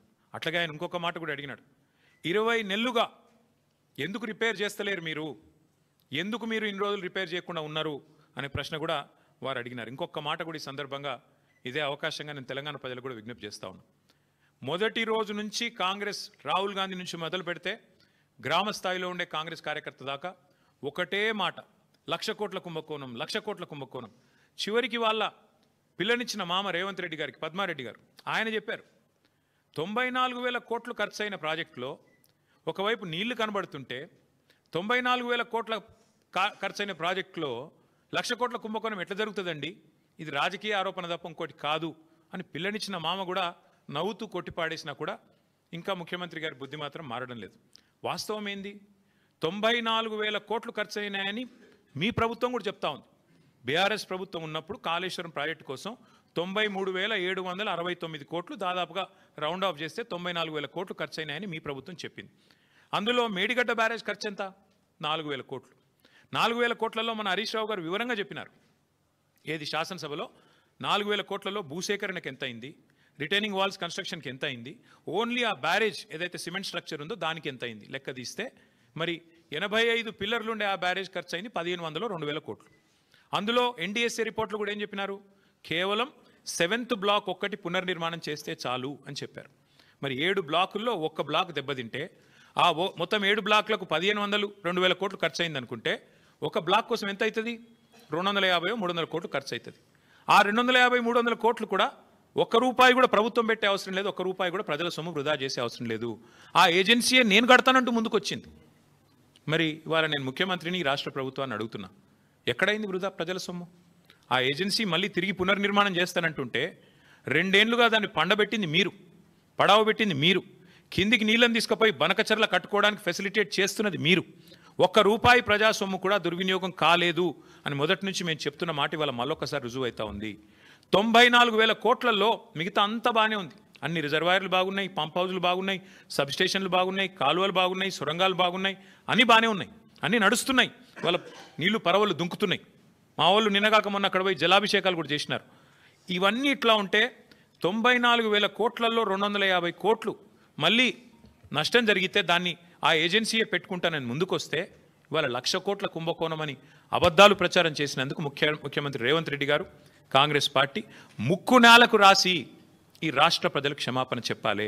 ఒకవైపు గోదావరి నీళ్లను వాడుకుంటూ, ఒకవైపు గోదావరి నీళ్లను, కాళేశ్వరం ద్వారా వచ్చిన నీళ్లను ఇవాళ హైదరాబాద్లో మూసీకి అనుసంధానం చేస్తున్నామని చెబుతూ మరొక వైపు ఈ రకంగా చిల్లర ప్రచారం చేస్తున్నందుకు, ఆ కాళేశ్వరాన్ని కేసీఆర్ గారిని బదనాం చేస్తున్నందుకు ముక్కు నేలకు రాసి క్షమాపణ చెప్పాలి అని మేము డిమాండ్ చేస్తూ ఉన్నాం. దీని వెనకాల ఇంకొక ముఖ్యమైన కుంభకోణం కూడా ఉంది. ఇదేదో కొత్త ప్రాజెక్ట్ కాదు. This paper is from 18th May 2023, 18 మే 2023. ఇందులో ఏం రాసిందండి, భాగ్యనగరంలో గలగల గోదావరి. ఇది దేని మీద బేస్ చేసుకుని రాసినారు, 17 మే 2023 నాడు కేబినెట్ సమావేశం జరిగింది పెద్దలు కేసీఆర్ గారి నాయకత్వంలో, ఆయన ముఖ్యమంత్రిగా. 17 మే 2023 అందులో ఏ నిర్ణయం తీసుకున్నారు, భాగ్యనగరానికి ఆ రోజు మూసీ ప్రాజెక్టు చైర్మన్గా పెద్దలు సుధీర్ రెడ్డి గారు, ఎల్బీ నగర్ ఎమ్మెల్యే గారు ఉన్నారు. ఆ రోజు ఏ నిర్ణయం తీసుకున్నామంటే కేవలం 1,100 కోట్ల ఖర్చుతో, కేవలం 1,100 కోట్ల ఖర్చుతో కాళేశ్వరం ప్రాజెక్టులో ఉన్న కొండపోచమ్మ సాగర్. ఇక్కడ ఒక విషయం మిత్రులందరికీ మీకు అర్థం కావాలి. కేసీఆర్ గారు కాళేశ్వరాన్ని ఎట్లా డిజైన్ చేశారంటే హైదరాబాద్ నెత్తిన, ఎందుకంటే హైదరాబాద్ మహానగరం భారతదేశంలో అల్టిమేట్గా 2వ అతిపెద్ద నగరంగా మారబోతుంది, తప్పకుండా మారుతుంది. ఈరోజు జనాభా 1,20 లక్షలు కావచ్చు, భవిష్యత్తులో 3 కోట్లకు పెరుగుతుంది. అందుకే కేసీఆర్ గారు కాళేశ్వరం డిజైన్ చేసినప్పుడే రోజుకు 3 TMCల నీళ్ళు ఎత్తిపోస్తే భవిష్యత్తులో మనకు 1 TMC నీళ్లు హైదరాబాద్కే అవసరం పడుతుంది.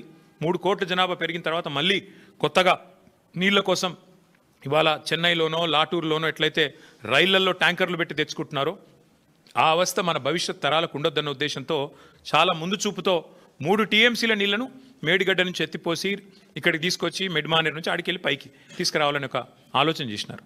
అందులో భాగంగానే ఆనాటి మా ప్రభుత్వం తీసుకున్న నిర్ణయం ఏంటి అంటే కొండపోచమ్మ సాగర్ 618 మీటర్ల పైన ఉంటుంది సముద్ర మట్టానికి, మల్లన్న సాగర్ 560 మీటర్లు 557 మీటర్ల మీద ఉంటుంది, మన గండిపేట 540 మీటర్ల మీద ఉంటుంది. అంటే కొండపోచమ్మ నుంచి నీళ్ళు తీసుకుంటే 618 మీటర్లకు వెళ్ళి 540 మీటర్లకు తీసుకుంటే గ్రావిటీ ద్వారానే నీళ్ళు తెచ్చుకోవచ్చు పూర్తి స్థాయిలో. అంటే 618 మీటర్లకి నీళ్లు వస్తే కిందికి పోతాయి కదా, పడవ దిక్కు నీళ్ళు పల్లం దిక్కు పోతాయి కదా, అట్లా మనం తెచ్చుకోవచ్చు అనేది ఆ రోజు మా ప్రణాళిక.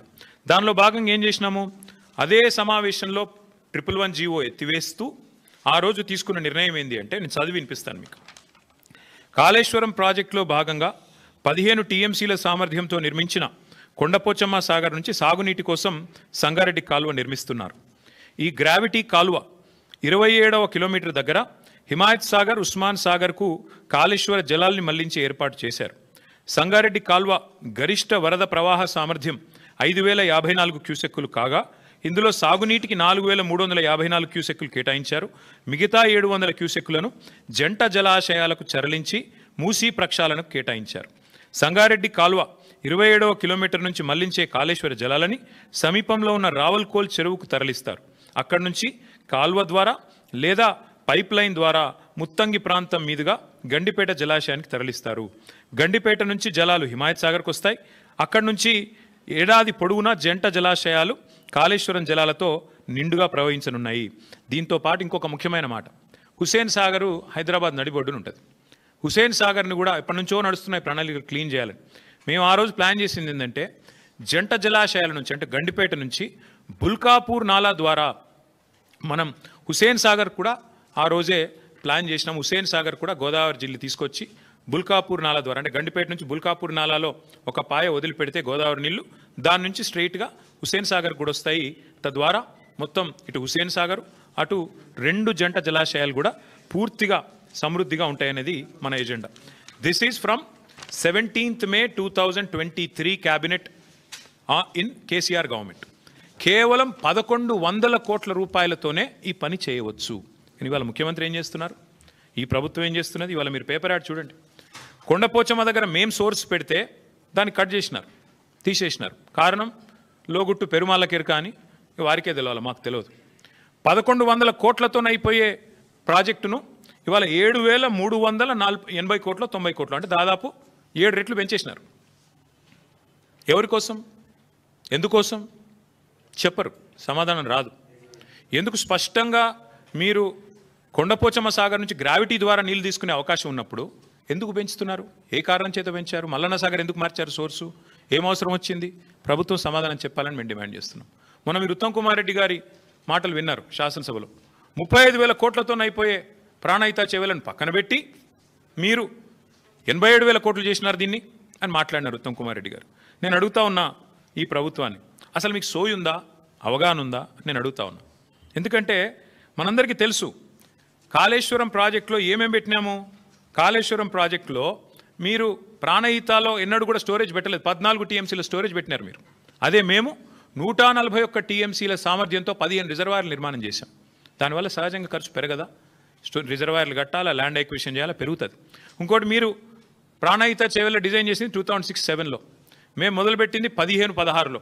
మరి అప్పటికి ఇప్పటికి 8 ఏళ్ల తర్వాత స్టీల్ ఖర్చు పెరుగుతుంది, సిమెంట్ ఖర్చు పెరుగుతుంది, అన్ని ఖర్చులు పెరుగుతాయి కదా. రిజర్వాయర్ల సామర్థ్యం పెరిగింది, జీఎస్టీ వచ్చింది, ఇంకా చాలా వచ్చినాయి. వాటన్నిటి తర్వాత అది పెరిగితేనేమో ఇది 2 రెట్లు 2.5 రెట్లు పెరిగితే అదేదో ఘోరం జరిగిపోయింది, అదేదో పెద్ద స్కామ్ అన్నారు. ఇవాళ నేను అడుగుతున్నా 7 రెట్లు ఎట్లా పెరిగింది కాస్టు? 1100 కోట్ల ప్రాజెక్టు 7,400 కోట్ల ప్రాజెక్టు ఎట్లా అయ్యింది? ఇది స్కామ్ కాదా? నేను ఇవాళ స్పష్టంగా చెప్తున్నా, మీడియా మిత్రులు దయచేసి మీరు పరిశోధించండి. వాస్తవం ఏంటి అంటే 150,000 కోట్ల మూసి బ్యూటిఫికేషన్ అని చెప్పి ముఖ్యమంత్రి గారు ప్రకటించగానే మేము అడ్డుపడ్డాం, హైదరాబాద్ ప్రజలు అడ్డుపడ్డారు, నిలదీసినారు. 16,000 కోట్లతో అయిపోయే ప్రాజెక్ట్ని 150,000 కోట్లు ఎట్లయితాయి అని మేము నిలదీస్తే ఇవాళ కొత్త స్టైల్ ఎత్తుకున్నారు. ఇన్నోవేటివ్ థింకింగ్ కదా. ఇన్నోవేటివ్ థింకింగ్లో భాగంగా ఏం చేసినారంటే స్కామ్ను కూడా ఇన్స్టాల్మెంట్లలో చేస్తున్నారు. 150,000 కోట్లు ఒకటేసారి టెండర్లు పిలిస్తే ఎందుకు ఇంత అయింది అంటే జవాబు లేదు. అందుకే విడతల వారి దోపిడీ మొదలు 1100 7,700 చేయాలి, ఆ తర్వాత ఇంకోటి 5 రూపాయలు ఉన్నదాన్ని 40 రూపాయలు చేయాలి, పెంచుకుంటూ ఆఖరికి మొత్తం స్కామ్ మళ్ళీ 150 కోట్ల కాడికి తేవాలి. ఇది వీళ్ళ ఎత్తుగడ. నేను మళ్ళీ చెప్తా ఉన్నా, May 17, 2023 నాడు 1100 కోట్లతో కొండపోచమ్మ సాగర్ నుంచి గోదావరి నీళ్ళని తీసుకొచ్చి బ్రహ్మాండంగా రావల్కోల్ చెరువులో పోసి రావల్కోల్ చెరువు నుంచి గండిపేటకు నీళ్ళు తీసుకొచ్చే మార్గం గ్రావిటీ ద్వారా ఉంటే ఇవాళ మీరు 3 WTPలు ఎందుకు కడుతున్నారు, 5 పంప్ హౌస్లు ఎందుకు పెడుతున్నారు, ఎవరి లాభం కోసం పెడుతున్నారు అని ముఖ్యమంత్రి గారు నేను అడుగుతా ఉన్నా. ఇవాళ ఎట్లా పెరిగింది? కమిషన్లు దండుకోవడానికా, మొబిలైజేషన్ అడ్వాన్సులు ఇవ్వడానికా, కాంట్రాక్టర్లకు దోచిపెట్టడానికా, ఎందుకు తక్కువ ఖర్చుతో అయ్యేదాన్ని పక్కకు పెట్టి ఎక్కువ ఖర్చుతో చేస్తున్నారు? ఒక దిక్కు మీరే చెప్తున్నారు పైసలే లేవు, అప్పు ఉడతలేదు, ఒక్క పథకం ఇచ్చేందుకు ఏమీ లేదు అని పచ్చి అబద్ధాలు ఒక దిక్కు మీరే చెప్తారు. పార్లమెంటు చెప్పినా, కేసీఆర్ ప్రభుత్వం చేసిన అప్పు 2,80,000 కోట్లని పార్లమెంట్ చెప్పినా సిగ్గు లేకుండా మొన్న అసెంబ్లీలో కూడా 8 లక్షల కోట్లని ఒకరు, 7 లక్షల కోట్ల అప్పని ఇంకొకరు నోటికొచ్చిన అబద్ధాలు ఒకవైపు మాట్లాడుతున్నారు. ఒక దిక్కేమో తులం బంగారానికి పైసలు లేవు, ఆడబిడ్డలకు 2,500 ఇయ్యనికి పైసలు లేవు, 6 గ్యారంటీల అమలుకు పైసలు లేవు, ముసలోళ్ళకి 4,000 పెన్షన్ ఇయ్యనికి పైసలు లేవు, రైతు బంధు ఏడానికి పైసలు లేవు, ఇంకా చెప్తూ పోతే చాలా ఉన్నాయి. వీటికి ఏవిటికి పైసలు లేవు. కానీ 7,400 కోట్లతో ఎవరు అడగని ప్రాజెక్టును మాత్రం అర్జెంటుగా టేకాఫ్ చేయాల్సిన అవసరం ఎందుకు వచ్చింది ముఖ్యమంత్రి గారు? తప్పకుండా చెప్పాలని చెప్పి నేను డిమాండ్ చేస్తా ఉన్నాను. ఇందులో అవినీతి కోణమే కాదు, క్రిమినల్ కోణం కూడా ఉంది. ఈ ప్రాజెక్ట్ వెనకాల ఒక క్రిమినల్ కోణం కూడా ఉంది. మీకు యాదికుండాలే, ఆనాడు అదేదో వెలుగు పత్రికలో వచ్చింది సుంకిశాల, అది ఇవ్వండి, సుంకిశాల వెలుగు ఉంది, ఇక్కడ ఉంది, ఇగో ఇది వెలుగు పత్రికలో వచ్చింది. ఏమన్నది ఇలా, సుంకిశాల రిటైనింగ్ వాల్ కూలిపోతే HMWSB Hyderabad metro water supply and sewerage board నడుపుతున్నది ఈ ప్రాజెక్ట్ని, వాళ్ళ ఆధీనంలో నడుస్తున్నది. ఏం చెప్పారు ఇందులో? ఈ కాంట్రాక్టర్ ఎవరైతే ఉన్నారో ఆయన అర్జెంటుగా బ్లాక్ లిస్ట్ చేయండి, పక్కన పెట్టండి అని HMWSB మరి రిపోర్ట్ ఇచ్చింది అని వెలుగు పత్రిక, V6 వెలుగు సంస్థ వారిచ్చిన పత్రికా కథనం ఇది. మరి వాళ్ళు నేను అడుగుతున్న ముఖ్యమంత్రి గారిని, ఏ ఏజెన్సీ అయితే బ్లాక్ లిస్ట్ మీరు చేయాలో, ఏ ఏజెన్సీని అయితే బ్లాక్ లిస్ట్ చేయాలో, ఎవరినైతే నేషనల్ హైవే అథారిటీ ఆ ఏజెన్సీని బ్లాక్ లిస్ట్ చేసింది. మన కేరళలో ఒక రహదారి వీళ్ళు నిర్మాణం చేసినారు, NH66, అక్కడ ఒక స్లోప్ ప్రొటెక్షన్ వాల్ కొలాప్స్ అయింది, వీళ్ళు కట్టిందే, సేమ్ ఇదే కంపెనీ కట్టింది. నేషనల్ హైవే అథారిటీ వాళ్ళు, కేంద్ర ప్రభుత్వం వాళ్ళేమో వాళ్ళని బ్లాక్ లిస్ట్ చేసినారు, డీబార్ చేసినారు. మరి మీరెందుకు చేస్తలేరు?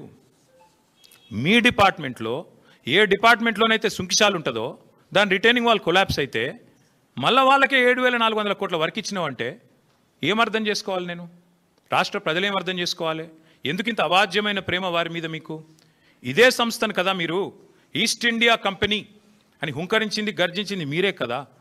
ఈస్ట్ ఇండియా కంపెనీ ఈరోజు బెస్ట్ ఇండియా కంపెనీ ఎట్లయింది? నీకు బెస్ట్ ఫ్రెండ్ ఎట్లయింది చెప్పాలి రేవంత్ రెడ్డి గారు. నాకు తెలిసి ఇప్పుడు నేను ఈ మాట మాట్లాడినాక కొన్ని టీవీలు లైవ్ కట్ అవుతాయి, కొంతమంది రేపు రాయరు, నాకు తెలుసు, అది పర్వాలేదు. మీకు రాసే ఇది లేక మీకు ఉండకపోవచ్చు, మీకు ఇబ్బందులు ఉండొచ్చు.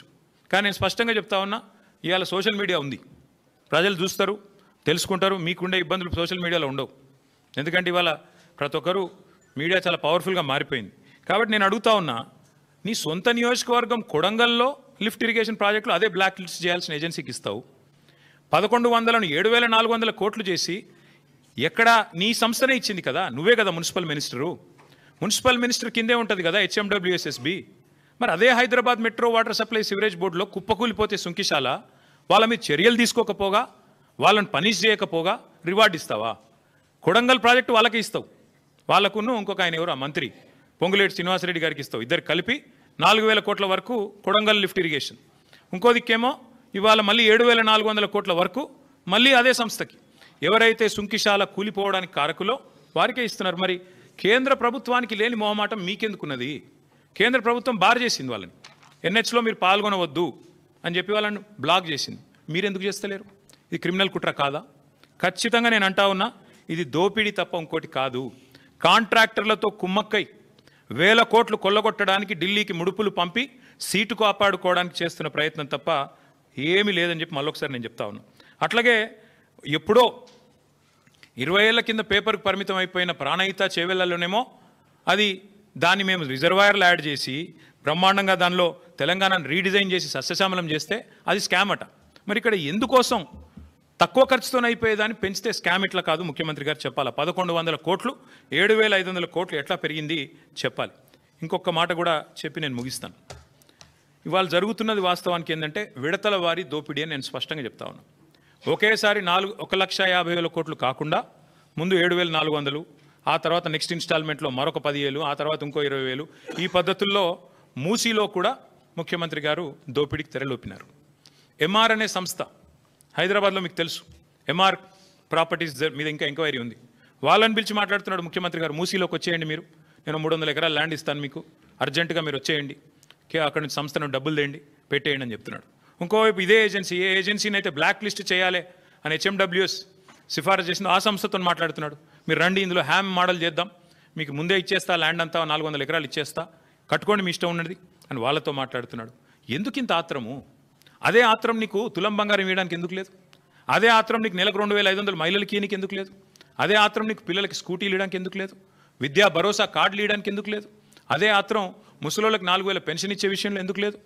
ఎందుకు అంటే అక్కడ కమిషన్లు రావు, ఇక్కడైతే కమిషన్లు దండుకోవచ్చు, సీట్లు కాపాడుకోవచ్చు. నేను గుర్తు చేస్తా ఉన్న ముఖ్యమంత్రి గారికి, మేము మీలాగా ఆదరాబాదరాగా చేయలేదు. మేము 16,000 కోట్ల రూపాయలతో ఆనాడు సుధీర్ రెడ్డి గారు మన మూసీ చైర్మన్గా ఉన్నాడు.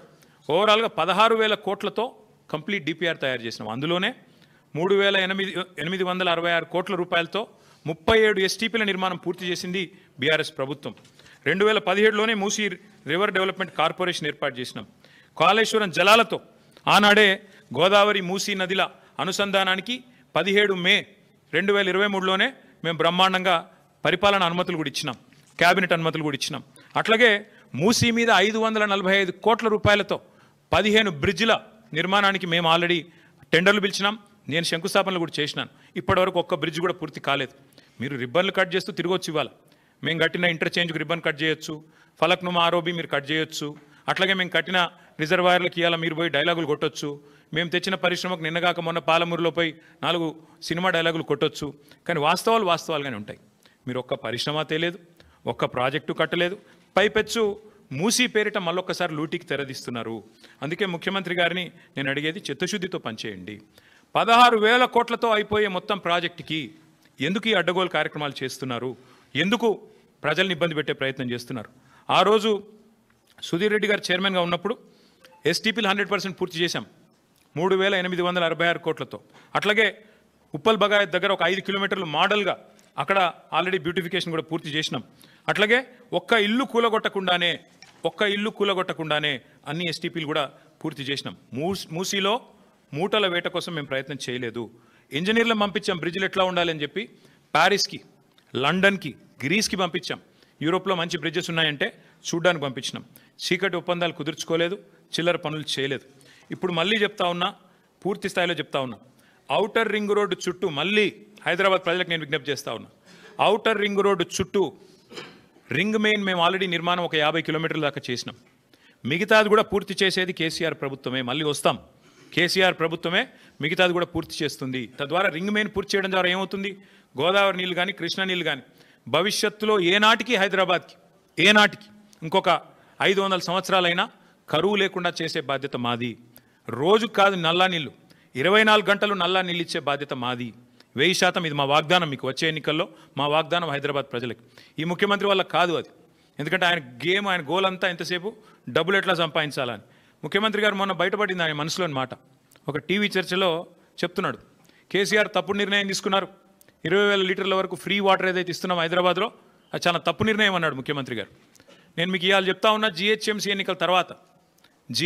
ఎన్నికల తర్వాత కాంగ్రెస్ ప్రభుత్వం ఫ్రీ వాటర్ స్కీమ్ కూడా రద్దు చేస్తుంది, రాసి పెట్టుకోండి. ముఖ్యమంత్రి గారి మనసులో మాట బయటపడ్డది. ఇవాళ మేము సిన్సియర్గా ఏదైతే ప్రయత్నం చేశామో దాన్ని కొనసాగిస్తాం. మీరు ఏదైతే ఇవాళ లూటీకి పాల్పడుతున్నారో దాన్ని కూడా అడ్డుకుంటాం. ఎందుకంటే తప్పకుండా మేము బీజేపీని కూడా అడుగుతున్నాం. మేము అడిగినాము భారతీయ జనతా పార్టీ వాళ్ళని, ఇన్ని స్కాములు జరుగుతుంటే మీరు ఎందుకు మాట్లాడతలేరు అని అడిగినాం. మీరే చెప్తారు ఆర్ఆర్ ట్యాక్స్ అని, మీరే చెప్తారు ఇంట్లో దోపిడీ అందులో దోపిడీ అని, మరి ఎందుకు విచారణకు ఆదేశిస్తలేరని అడిగినాం. ఇక కారణాలు వాళ్ళే చెప్పాలి. ఒకటి మాత్రం పక్కా, ఇదివరకు ఎట్లయితే హైదరాబాద్ దాహార్తి తీర్చినామో మరి గోదావరి నీళ్ళని తీసుకొచ్చి భవిష్యత్తులో కూడా మళ్ళీ హైదరాబాద్కి న్యాయం చేసేది, రింగ్ మెయిన్ ప్రాజెక్టు పూర్తి చేసేది, అల్టిమేట్గా మూసీ ప్రాజెక్టు కూడా పూర్తి చేసేది కేసీఆర్ ప్రభుత్వమే. కానీ ఈరోజు జరుగుతున్న దోపిడీ విషయంలో, ఈరోజు జరుగుతున్న ఈ క్రిమినల్ కుంభకోణం విషయంలో రాష్ట్ర ప్రజలు కూడా ఆలోచించాలి. కాళేశ్వరాన్ని బద్నాం చేయాలి, అంచనాలు పెంచాలి, బ్లాక్ లిస్ట్ చేయాల్సిన ఏజెన్సీకి కాంట్రాక్ట్లు అప్పచెప్పాలి. ఎవరి కోసం ఇదంతా? రాష్ట్ర ప్రజలు కూడా ఆలోచించాలని చెప్పి కోరుతూ, తప్పకుండా అవసరమైతే మా పార్టీ తరఫున న్యాయ పోరాటానికి కూడా వెనుకాడం. ఎందుకంటే మా తెలంగాణ భవన్ ఇదివరకే జనతా గ్యారేజ్గా మారిపోయింది. మూసి మొత్తం బాధితులంతా మా కాడికే వచ్చి మొరబెట్టుకున్నారు. ఇప్పటికీ న్యాయ పోరాటం చేస్తూనే ఉన్నాం. భవిష్యత్తులో కూడా ఈ కుంభకోణం మీద కూడా తప్పకుండా మా పార్టీ తరఫున న్యాయ పోరాటం చేస్తామని చెప్పి కూడా మీ అందరికీ తెలియజేస్తూ మీ అందరికీ థ్యాంక్ యూ.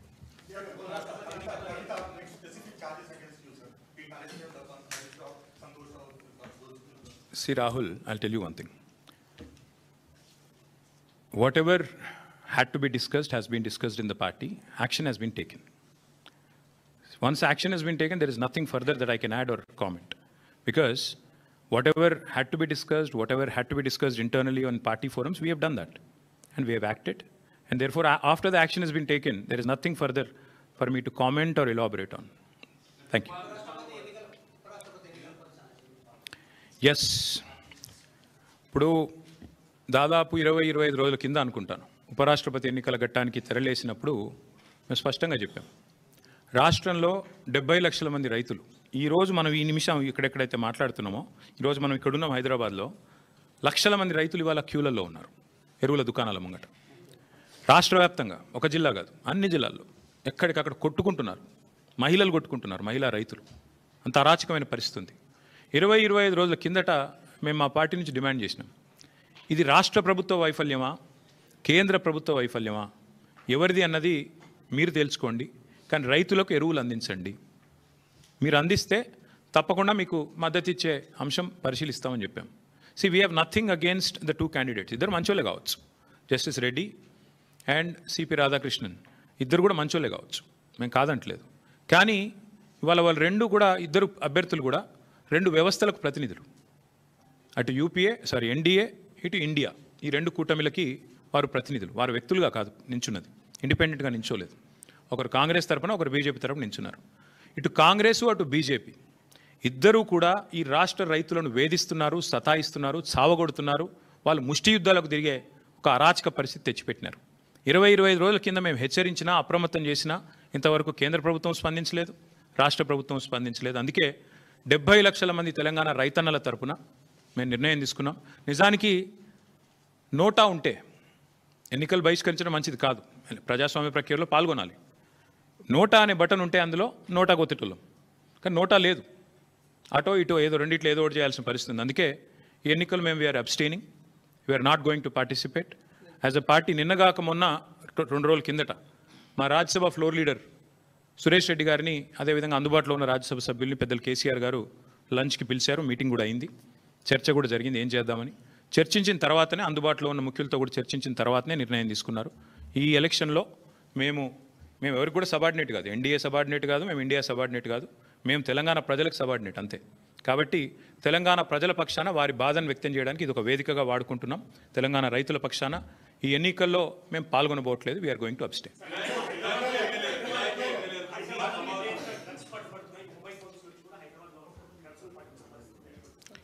తెల్లారు లేస్తే బిల్డప్లు, ఒకటి ఈగల్ అని, ఇంకోటి హైడ్రా అని, నేను 18 గంటలు పనిచేస్తా అని, నేనే హోంమంత్రిత్వ శాఖ కావాలని నా దగ్గర పెట్టుకున్నా అని. కానీ చేసే పని ఏంది?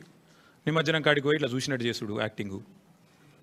లేదంటే మా సోషల్ మీడియాలో ఏ పిల్లగాడు ఏం పోస్ట్ పెడుతుండో చూసుడు, రీట్వీట్ వస్తే 20 రోజులు జైల్లో పెట్టుడు, సోయి. లేదా కేసీఆర్ మీద సిబిఐ కేసు. అంటే టీఆర్ఎస్ నాయకత్వం మీద, బీఆర్ఎస్ నాయకత్వం మీద పెట్టిన శ్రద్ధ, దృష్టి.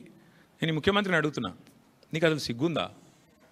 మహారాష్ట్ర పోలీసు వాళ్ళు వచ్చి ఇక్కడ నెలల తరబడి ఆ కంపెనీలో కూలీలుగా చేరి, కార్మికులుగా చేరి, నెలల తరబడి పరిశోధించి, చివరికి అది డ్రగ్స్ అని తెలుసుకున్న తర్వాత, నిర్ధారించుకున్న తర్వాత, నీకు ఖబర్ లేకుండా, నీ పోలీసు వాళ్ళకి ఖబర్ లేకుండా, నీ ఇంటెలిజెన్స్ వ్యవస్థ కుప్పగూలిపోయి వాళ్ళు వచ్చి దాడి చేసి, మహారాష్ట్ర పోలీసు వాళ్ళు వచ్చి హైదరాబాద్లోని చర్లపల్లిలో దాడి చేసి 12,000 కోట్ల డ్రగ్స్ పట్టుకున్నారు. నేను ముఖ్యమంత్రిని అడుగుతున్నా, నీకేమైనా ముడుపులు ముట్టినాయి? ఇలా 12,000 కోట్లు 21 నెలల నుంచి ఏం చేస్తున్నావు? నీ ఈగల్ ఏం చేస్తుంది? నీ హైడ్రా ఏం చేస్తుంది? నీ హోంమంత్రిత్వ శాఖ ఏం చేస్తుంది? నీ పోలీస్ ఇంటెలిజెన్స్ ఏం చేస్తుంది? ముడుపులు తీసుకోవడంలో బిజీగా ఉన్నారా? ఎట్లా? హైదరాబాద్లోని చెర్లపల్లిలో 12,000 కోట్లు. ఇది భారతదేశంలోనే 2వ అతిపెద్ద డ్రగ్స్ ఇప్పటిదాకా దొరికింది. ఇదివరకు ఒకసారి గుజరాత్లో దొరికింది 21,000 కోట్లు, ఇప్పుడు రెండోసారి 12,000 కోట్లు. సిగ్గులేని విషయం ఏంటంటే, సిగ్గుపడాల్సిన విషయం ఏంటంటే, మన పోలీసులకు ఖబర్ కూడా లేదు. మహారాష్ట్ర పోలీసుడు వచ్చి దాడి చేసేదాకా మన పోలీసులకు ఖబర్ కూడా లేదు. ముఖ్యమంత్రి గారికి ముడుపులు అందినాయి అనేది నా అనుమానం. అందుకే చూస్తున్నట్టు వేయండేమో, లేదా ముఖ్యమంత్రి బిజీగా ఉన్నాడేమో. ఏది? ఎవడు రీట్వీట్ అవుతుండు వాళ్ళ మీద కేసు పెట్టుర్రి, ఎవడు పోస్ట్ పెడుతుండే వాళ్ళని అర్జెంట్ లోపలేయండి, లేదా గణేష్ కాడ పోయి కొద్దిగా స్టంట్ కొట్టినట్టు చేద్దాం, అక్కడ కేసీఆర్ పాటలు బాగా పెడుతురు, పోలీసు వాళ్ళు డీజే బాక్సులు గుంజుకోవాలి, యాంప్లిఫైర్లు గుంజుకోవాలి. గదే పని ఏమున్నది ఇవాళ పోలీసులకు రాష్ట్రంలో పని? పాపం పోలీసుల బండ్లలో డీజిల్ దిక్కులేదు. మనం మమ్మల్ని అరెస్ట్ చేస్తుంటే హరీష్ రావు గారు అడిగినారు, ఏమైనా నీకు టీఏ వచ్చిందని అడిగారు. పాపం ఆయన నవ్వుతుండు పోలీసు ఆయన. డిఏ వచ్చినాదా, టీఏ వచ్చినాదా, మీ బండ్లలో డీజిల్ అని వస్తున్నాదా అంటే చెప్పలేకపోతున్నారు. పోలీసు వాళ్ళు నవ్వుతున్నారు. అట్లాంటి పరిస్థితి ఉన్నది వాళ్ళు. అందుకే ఈ రాష్ట్ర హోంమంత్రికే ముడుపులు అందినట్టుగా నాకైతే అనుమానం ఉంది.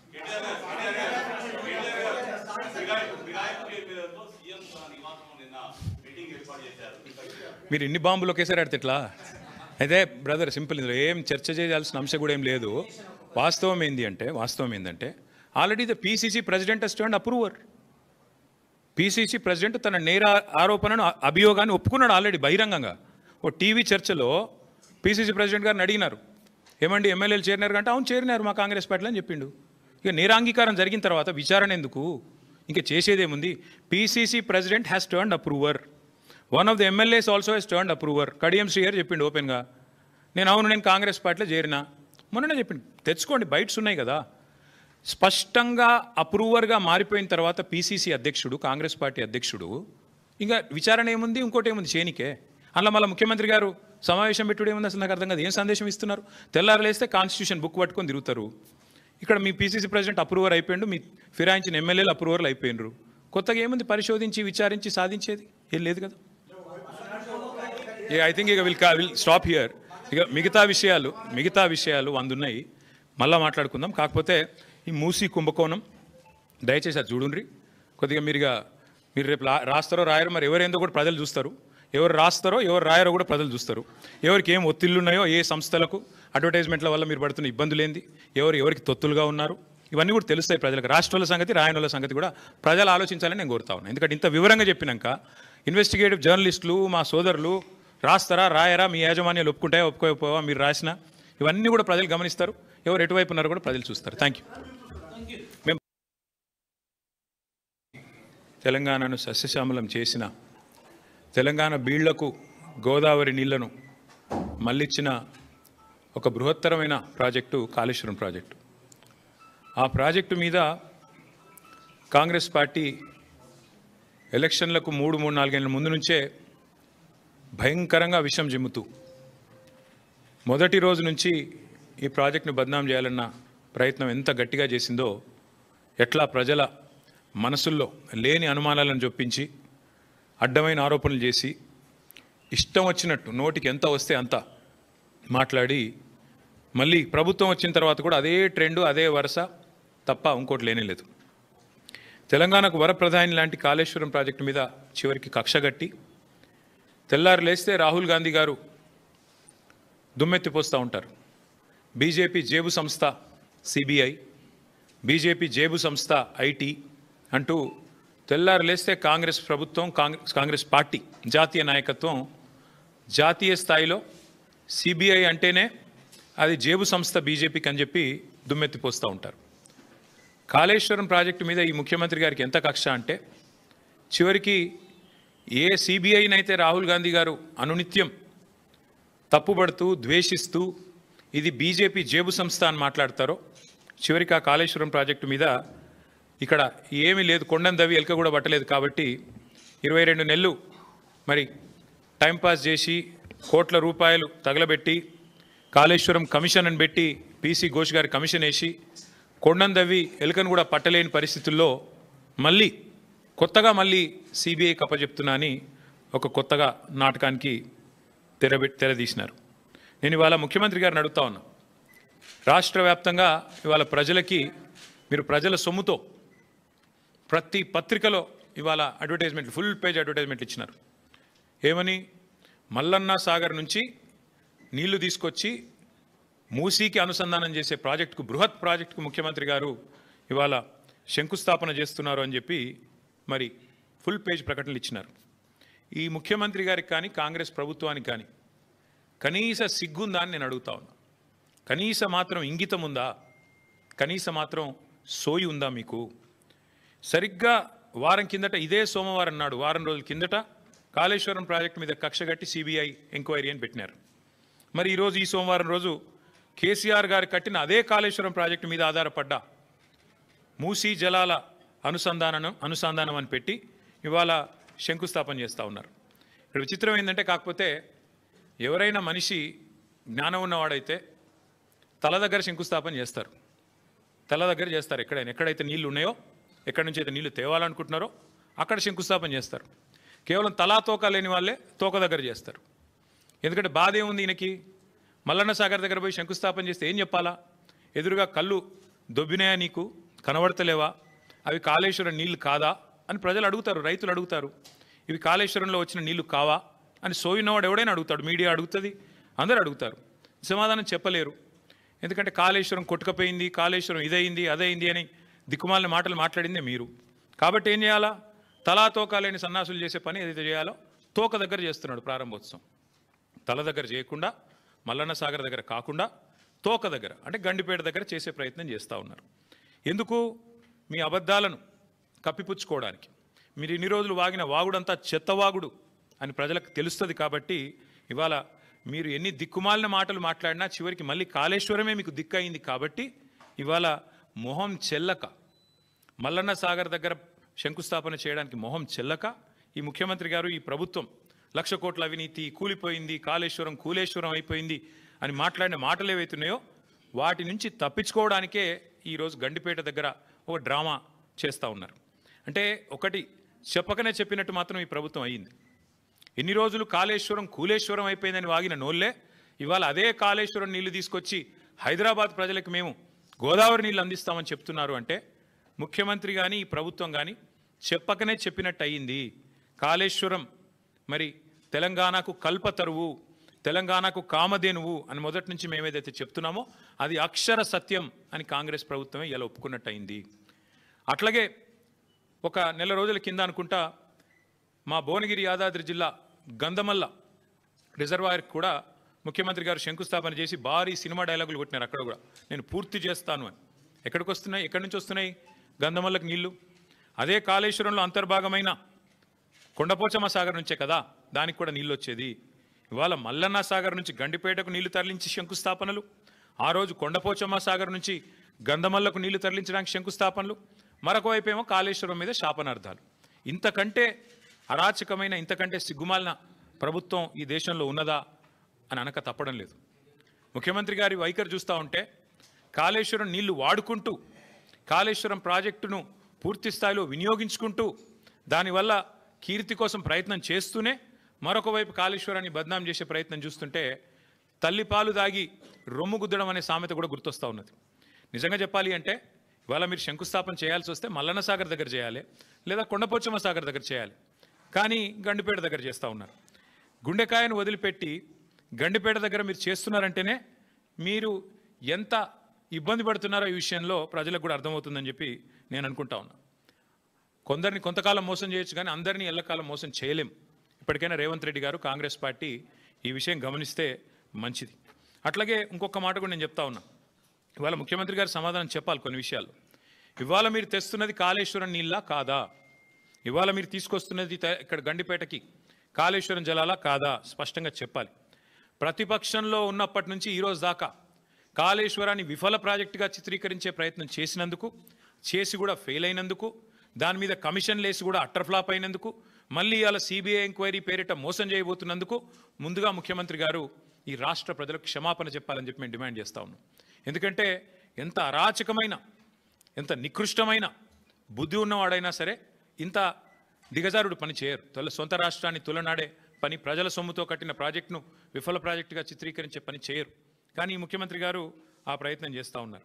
అట్లాగే నేను గుర్తు చేస్తూ ఉన్నా ముఖ్యమంత్రి గారికి, మొదటి నుండి మేము చెప్తున్న మాట, కాళేశ్వరం అంటే ఒక బ్యారేజ్ కాదు, కాళేశ్వరం అంటే ఒక రిజర్వాయర్ కాదు, కాళేశ్వరం అంటే ఒక కాలువ కాదు, కాళేశ్వరం అంటే ఒక మల్లన్న సాగర్, కాళేశ్వరం అంటే ఒక కొండ పోచమ్మ సాగర్, కాళేశ్వరం అంటే ఒక రంగనాయక సాగర్, కాళేశ్వరం అంటే ఒక అనంతగిరి రిజర్వాయర్, కాళేశ్వరం అంటే ఒక గంధమల్ల, కాళేశ్వరం అంటే ఒక బస్వాపూర్ రిజర్వాయర్, కాళేశ్వరం అంటే ఒక రాజరాజేశ్వర సాగర్ మిడ్మానేర్, కాళేశ్వరం అంటే ఎస్ఆర్ఎస్పి పునరుజ్జీవ పథకం.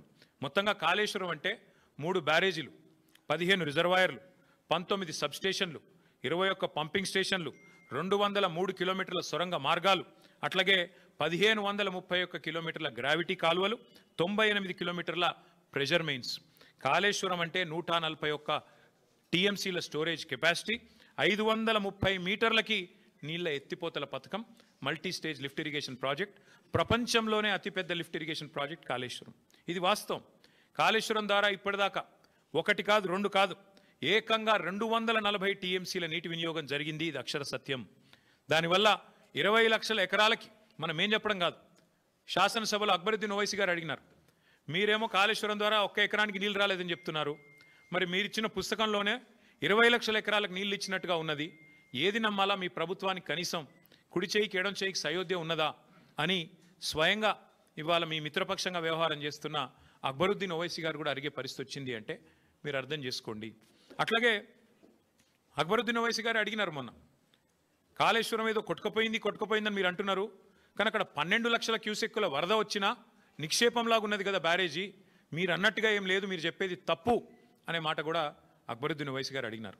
అట్లాగే ఆయన ఇంకొక మాట కూడా అడిగినాడు, 20 నెలలుగా ఎందుకు రిపేర్ చేస్తలేరు మీరు, ఎందుకు మీరు ఇన్ని రోజులు రిపేర్ చేయకుండా ఉన్నారు అనే ప్రశ్న కూడా వారు అడిగినారు. ఇంకొక మాట కూడా ఈ సందర్భంగా ఇదే అవకాశంగా నేను తెలంగాణ ప్రజలకు కూడా విజ్ఞప్తి చేస్తా ఉన్నాను. మొదటి రోజు నుంచి కాంగ్రెస్ రాహుల్ గాంధీ నుంచి మొదలు పెడితే గ్రామ స్థాయిలో ఉండే కాంగ్రెస్ కార్యకర్త దాకా ఒకటే మాట, 1,00,000 కోట్ల కుంభకోణం, 1,00,000 కోట్ల కుంభకోణం. చివరికి వాళ్ళ పిల్లనిచ్చిన మామ రేవంత్ రెడ్డి గారికి, పద్మారెడ్డి గారు, ఆయన చెప్పారు 94,000 కోట్లు ఖర్చు అయిన ప్రాజెక్టులో ఒకవైపు నీళ్లు కనబడుతుంటే 94,000 కోట్ల ఖర్చైన ప్రాజెక్టులో 1,00,000 కోట్ల కుంభకోణం ఎట్లా జరుగుతుందండి, ఇది రాజకీయ ఆరోపణ తప్ప ఇంకోటి కాదు అని పిల్లనిచ్చిన మామ కూడా నవ్వుతూ కొట్టిపాడేసినా కూడా ఇంకా ముఖ్యమంత్రి గారి బుద్ధి మాత్రం మారడం లేదు. వాస్తవం ఏంది, 94,000 కోట్లు ఖర్చు అయినాయని మీ ప్రభుత్వం కూడా చెప్తా ఉంది. బీఆర్ఎస్ ప్రభుత్వం ఉన్నప్పుడు కాళేశ్వరం ప్రాజెక్టు కోసం 93,769 కోట్లు, దాదాపుగా రౌండ్ ఆఫ్ చేస్తే 94,000 కోట్లు ఖర్చు అయినాయని మీ ప్రభుత్వం చెప్పింది. అందులో మేడిగడ్డ బ్యారేజ్ ఖర్చు ఎంత? 4,000 కోట్లు. 4,000 కోట్లలో మన హరీష్ రావు గారు వివరంగా చెప్పినారు. ఏది శాసనసభలో 4,000 కోట్లలో భూసేకరణకు ఎంత అయింది, రిటైనింగ్ వాల్స్ కన్స్ట్రక్షన్కి ఎంత అయింది, ఓన్లీ ఆ బ్యారేజ్ ఏదైతే సిమెంట్ స్ట్రక్చర్ ఉందో దానికి ఎంత అయింది లెక్క తీస్తే మరి 85 పిల్లర్లుండే ఆ బ్యారేజ్ ఖర్చు అయింది 1,500 2,000 కోట్లు. అందులో ఎన్డీఎస్ఏ రిపోర్ట్లు కూడా ఏం చెప్పినారు, కేవలం 7th బ్లాక్ ఒక్కటి పునర్నిర్మాణం చేస్తే చాలు అని చెప్పారు. మరి 7 బ్లాకుల్లో ఒక్క బ్లాక్ దెబ్బతింటే ఆ మొత్తం 7 బ్లాక్లకు 1,500 2,000 కోట్లు ఖర్చు అయింది అనుకుంటే ఒక బ్లాక్ కోసం ఎంత అవుతుంది, 250 300 కోట్లు ఖర్చు అవుతుంది. ఆ 250 300 కోట్లు కూడా ఒక్క రూపాయి కూడా ప్రభుత్వం పెట్టే అవసరం లేదు, ఒక్క రూపాయి కూడా ప్రజల సొమ్ము వృధా చేసే అవసరం లేదు. ఆ ఏజెన్సీయే నేను కడతానంటూ ముందుకు వచ్చింది. మరి ఇవాళ నేను ముఖ్యమంత్రిని రాష్ట్ర ప్రభుత్వాన్ని అడుగుతున్నా, ఎక్కడైంది వృధా ప్రజల సొమ్ము? ఆ ఏజెన్సీ మళ్ళీ తిరిగి పునర్నిర్మాణం చేస్తానంటుంటే 2 ఏళ్లుగా దాన్ని పండబెట్టింది మీరు, పడావ పెట్టింది మీరు, కిందికి నీళ్ళని తీసుకుపోయి బనకచర్ల కట్టుకోవడానికి ఫెసిలిటేట్ చేస్తున్నది మీరు. ఒక్క రూపాయి ప్రజా సొమ్ము కూడా దుర్వినియోగం కాలేదు అని మొదటి నుంచి మేము చెప్తున్న మాట ఇవాళ మళ్ళొకసారి రుజువు అవుతా ఉంది. 94,000 కోట్లలో మిగతా అంతా బాగానే ఉంది. అన్ని రిజర్వాయర్లు బాగున్నాయి, పంప్ హౌజులు బాగున్నాయి, సబ్స్టేషన్లు బాగున్నాయి, కాలువలు బాగున్నాయి, సొరంగాలు బాగున్నాయి, అన్నీ బాగానే ఉన్నాయి, అన్నీ నడుస్తున్నాయి. వాళ్ళ నీళ్లు పరవలు దుంకుతున్నాయి. మా వాళ్ళు నిన్నగాక మొన్న అక్కడ పోయి జలాభిషేకాలు కూడా చేసినారు. ఇవన్నీ ఇట్లా ఉంటే 94,000 కోట్లలో 250 కోట్లు మళ్ళీ నష్టం జరిగితే దాన్ని ఆ ఏజెన్సీయే పెట్టుకుంటానని ముందుకొస్తే ఇవాళ 1,00,000 కోట్ల కుంభకోణం అని అబద్ధాలు ప్రచారం చేసినందుకు ముఖ్యమంత్రి రేవంత్ రెడ్డి గారు, కాంగ్రెస్ పార్టీ ముక్కు నేలకు రాసి ఈ రాష్ట్ర ప్రజలకు క్షమాపణ చెప్పాలి. ఒకవైపు గోదావరి నీళ్లను వాడుకుంటూ, ఒకవైపు గోదావరి నీళ్లను కాళేశ్వరం ద్వారా వచ్చిన నీళ్లను ఇవాళ హైదరాబాద్లో మూసీకి అనుసంధానం చేస్తున్నామని చెబుతూ మరొక వైపు ఈ రకంగా చిల్లర ప్రచారం చేస్తున్నందుకు, ఆ కాళేశ్వరాన్ని కేసీఆర్ గారిని బదనాం చేస్తున్నందుకు ముక్కు నేలకు రాసి క్షమాపణ చెప్పాలి అని మేము డిమాండ్ చేస్తూ ఉన్నాం. దీని వెనకాల ఇంకొక ముఖ్యమైన కుంభకోణం కూడా ఉంది. ఇదేదో కొత్త ప్రాజెక్ట్ కాదు. This paper is from 18th May 2023, 18 మే 2023. ఇందులో ఏం రాసిందండి, భాగ్యనగరంలో గలగల గోదావరి. ఇది దేని మీద బేస్ చేసుకొని రాసినారు? 17 మే 2023 నాడు కేబినెట్ సమావేశం జరిగింది పెద్దలు కేసీఆర్ గారి నాయకత్వంలో, ఆయన ముఖ్యమంత్రిగా. 17 మే 2023 అందులో ఏ నిర్ణయం తీసుకున్నారు? భాగ్యనగరానికి, ఆ రోజు మూసీ ప్రాజెక్టు చైర్మన్గా పెద్దలు సుధీర్ రెడ్డి గారు, ఎల్బీ నగర్ ఎమ్మెల్యే గారు ఉన్నారు. ఆ రోజు ఏ నిర్ణయం తీసుకున్నామంటే కేవలం 1,100 కోట్ల ఖర్చుతో, కేవలం 1,100 కోట్ల ఖర్చుతో కాళేశ్వరం ప్రాజెక్టులో ఉన్న కొండపోచమ్మ సాగర్. ఇక్కడ ఒక విషయం మిత్రులందరికీ మీకు అర్థం కావాలి. కేసీఆర్ గారు కాళేశ్వరాన్ని ఎట్లా డిజైన్ చేశారంటే హైదరాబాద్ నెత్తిన, ఎందుకంటే హైదరాబాద్ మహానగరం భారతదేశంలో అల్టిమేట్గా 2వ అతిపెద్ద నగరంగా మారబోతుంది, తప్పకుండా మారుతుంది. ఈరోజు జనాభా 1,20,00,000 కావచ్చు, భవిష్యత్తులో 3 కోట్లకు పెరుగుతుంది. అందుకే కేసీఆర్ గారు కాళేశ్వరం డిజైన్ చేసినప్పుడే రోజుకు 3 టీఎంసీల నీళ్ళు ఎత్తిపోస్తే భవిష్యత్తులో మనకు 1 టీఎంసీ నీళ్లు హైదరాబాద్కే అవసరం పడుతుంది.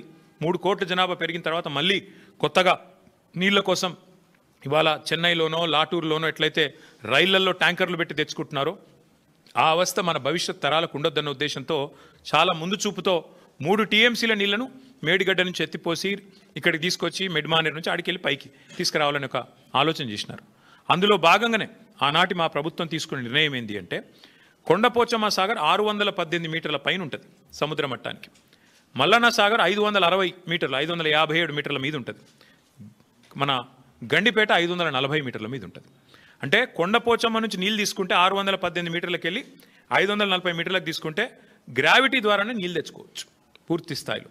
అంటే 618 మీటర్లకి నీళ్లు వస్తే కిందికి పోతాయి కదా, పడవ దిక్కు నీళ్ళు పల్లం దిక్కు పోతాయి కదా, అట్లా మనం తెచ్చుకోవచ్చు అనేది ఆ రోజు మా ప్రణాళిక. దానిలో భాగంగా ఏం చేసినాము, అదే సమావేశంలో 111 జీవో ఎత్తివేస్తూ ఆ రోజు తీసుకున్న నిర్ణయం ఏంటి అంటే నేను చదివి వినిపిస్తాను మీకు. కాళేశ్వరం ప్రాజెక్టులో భాగంగా 15 టీఎంసీల సామర్థ్యంతో నిర్మించిన కొండపోచమ్మ సాగర్ నుంచి సాగునీటి కోసం సంగారెడ్డి కాలువ నిర్మిస్తున్నారు. ఈ గ్రావిటీ కాలువ 27వ కిలోమీటర్ దగ్గర హిమాయత్ సాగర్, ఉస్మాన్ సాగర్కు కాళేశ్వర జలాల్ని మళ్లించి ఏర్పాటు చేశారు. సంగారెడ్డి కాలువ గరిష్ట వరద ప్రవాహ సామర్థ్యం 5054 క్యూసెక్కులు కాగా ఇందులో సాగునీటికి 4354 క్యూసెక్కులు కేటాయించారు. మిగతా 700 క్యూసెక్కులను జంట జలాశయాలకు తరలించి మూసీ ప్రక్షాళనకు కేటాయించారు. సంగారెడ్డి కాలువ 27వ కిలోమీటర్ నుంచి మళ్లించే కాళేశ్వర జలాలని సమీపంలో ఉన్న రావల్కోల్ చెరువుకు తరలిస్తారు. అక్కడి నుంచి కాలువ ద్వారా లేదా పైప్ లైన్ ద్వారా ముత్తంగి ప్రాంతం మీదుగా గండిపేట జలాశయానికి తరలిస్తారు. గండిపేట నుంచి జలాలు హిమాయత్ సాగర్కు వస్తాయి. అక్కడి నుంచి ఏడాది పొడవునా జంట జలాశయాలు కాళేశ్వరం జలాలతో నిండుగా ప్రవహించనున్నాయి. దీంతో పాటు ఇంకొక ముఖ్యమైన మాట, హుసేన్ సాగరు హైదరాబాద్ నడిబొడ్డున ఉంటుంది. హుసేన్ సాగర్ని కూడా ఎప్పటి నుంచో నడుస్తున్నాయి ప్రణాళిక క్లీన్ చేయాలని. మేము ఆ రోజు ప్లాన్ చేసింది ఏంటంటే జంట జలాశయాల నుంచి అంటే గండిపేట నుంచి బుల్కాపూర్ నాలా ద్వారా మనం హుసేన్ సాగర్ కూడా ఆ రోజే ప్లాన్ చేసినాం. హుసేన్ సాగర్ కూడా గోదావరి జిల్లా తీసుకొచ్చి బుల్కాపూర్ నాలా ద్వారా అంటే గండిపేట నుంచి బుల్కాపూర్ నాలాలో ఒక పాయ వదిలిపెడితే గోదావరి నీళ్లు దాని నుంచి స్ట్రైట్గా హుసేన్ సాగర్ కూడా వస్తాయి. తద్వారా మొత్తం ఇటు హుసేన్ సాగర్ అటు 2 జంట జలాశయాలు కూడా పూర్తిగా సమృద్ధిగా ఉంటాయనేది మన agenda. This is from 17th May 2023 cabinet in KCR government. కేవలం 1100 కోట్ల రూపాయలతోనే ఈ పని చేయవచ్చు. ఇవాళ ముఖ్యమంత్రి ఏం చేస్తున్నారు, ఈ ప్రభుత్వం ఏం చేస్తున్నది, ఇవాళ మీరు పేపర్ యాడ్ చూడండి. కొండపోచమ్మ దగ్గర మేం సోర్స్ పెడితే దాన్ని కట్ చేసినారు, తీసేసినారు. కారణం లోగుట్టు పెరుమాళ్ళకెరక అని వారికే తెలియాలి, మాకు తెలియదు. 1100 కోట్లతో అయిపోయే ప్రాజెక్టును ఇవాళ 7380 కోట్లు 90 కోట్లు అంటే దాదాపు 7 రెట్లు పెంచేసినారు. ఎవరి కోసం, ఎందుకోసం చెప్పరు, సమాధానం రాదు. ఎందుకు స్పష్టంగా మీరు కొండపోచమ్మ సాగర్ నుంచి గ్రావిటీ ద్వారా నీళ్లు తీసుకునే అవకాశం ఉన్నప్పుడు ఎందుకు పెంచుతున్నారు, ఏ కారణం చేత పెంచారు, మల్లన్న సాగర్ ఎందుకు మార్చారు సోర్సు, ఏం అవసరం వచ్చింది, ప్రభుత్వం సమాధానం చెప్పాలని మేము డిమాండ్ చేస్తున్నాం. మొన్న మీరు ఉత్తమ్ కుమార్ రెడ్డి గారి మాటలు విన్నారు శాసనసభలో. 35,000 కోట్లతో అయిపోయే ప్రాణహిత చెవులను పక్కన పెట్టి మీరు 87,000 కోట్లు చేసినారు దీన్ని అని మాట్లాడినారు ఉత్తమ్ కుమార్ రెడ్డి గారు.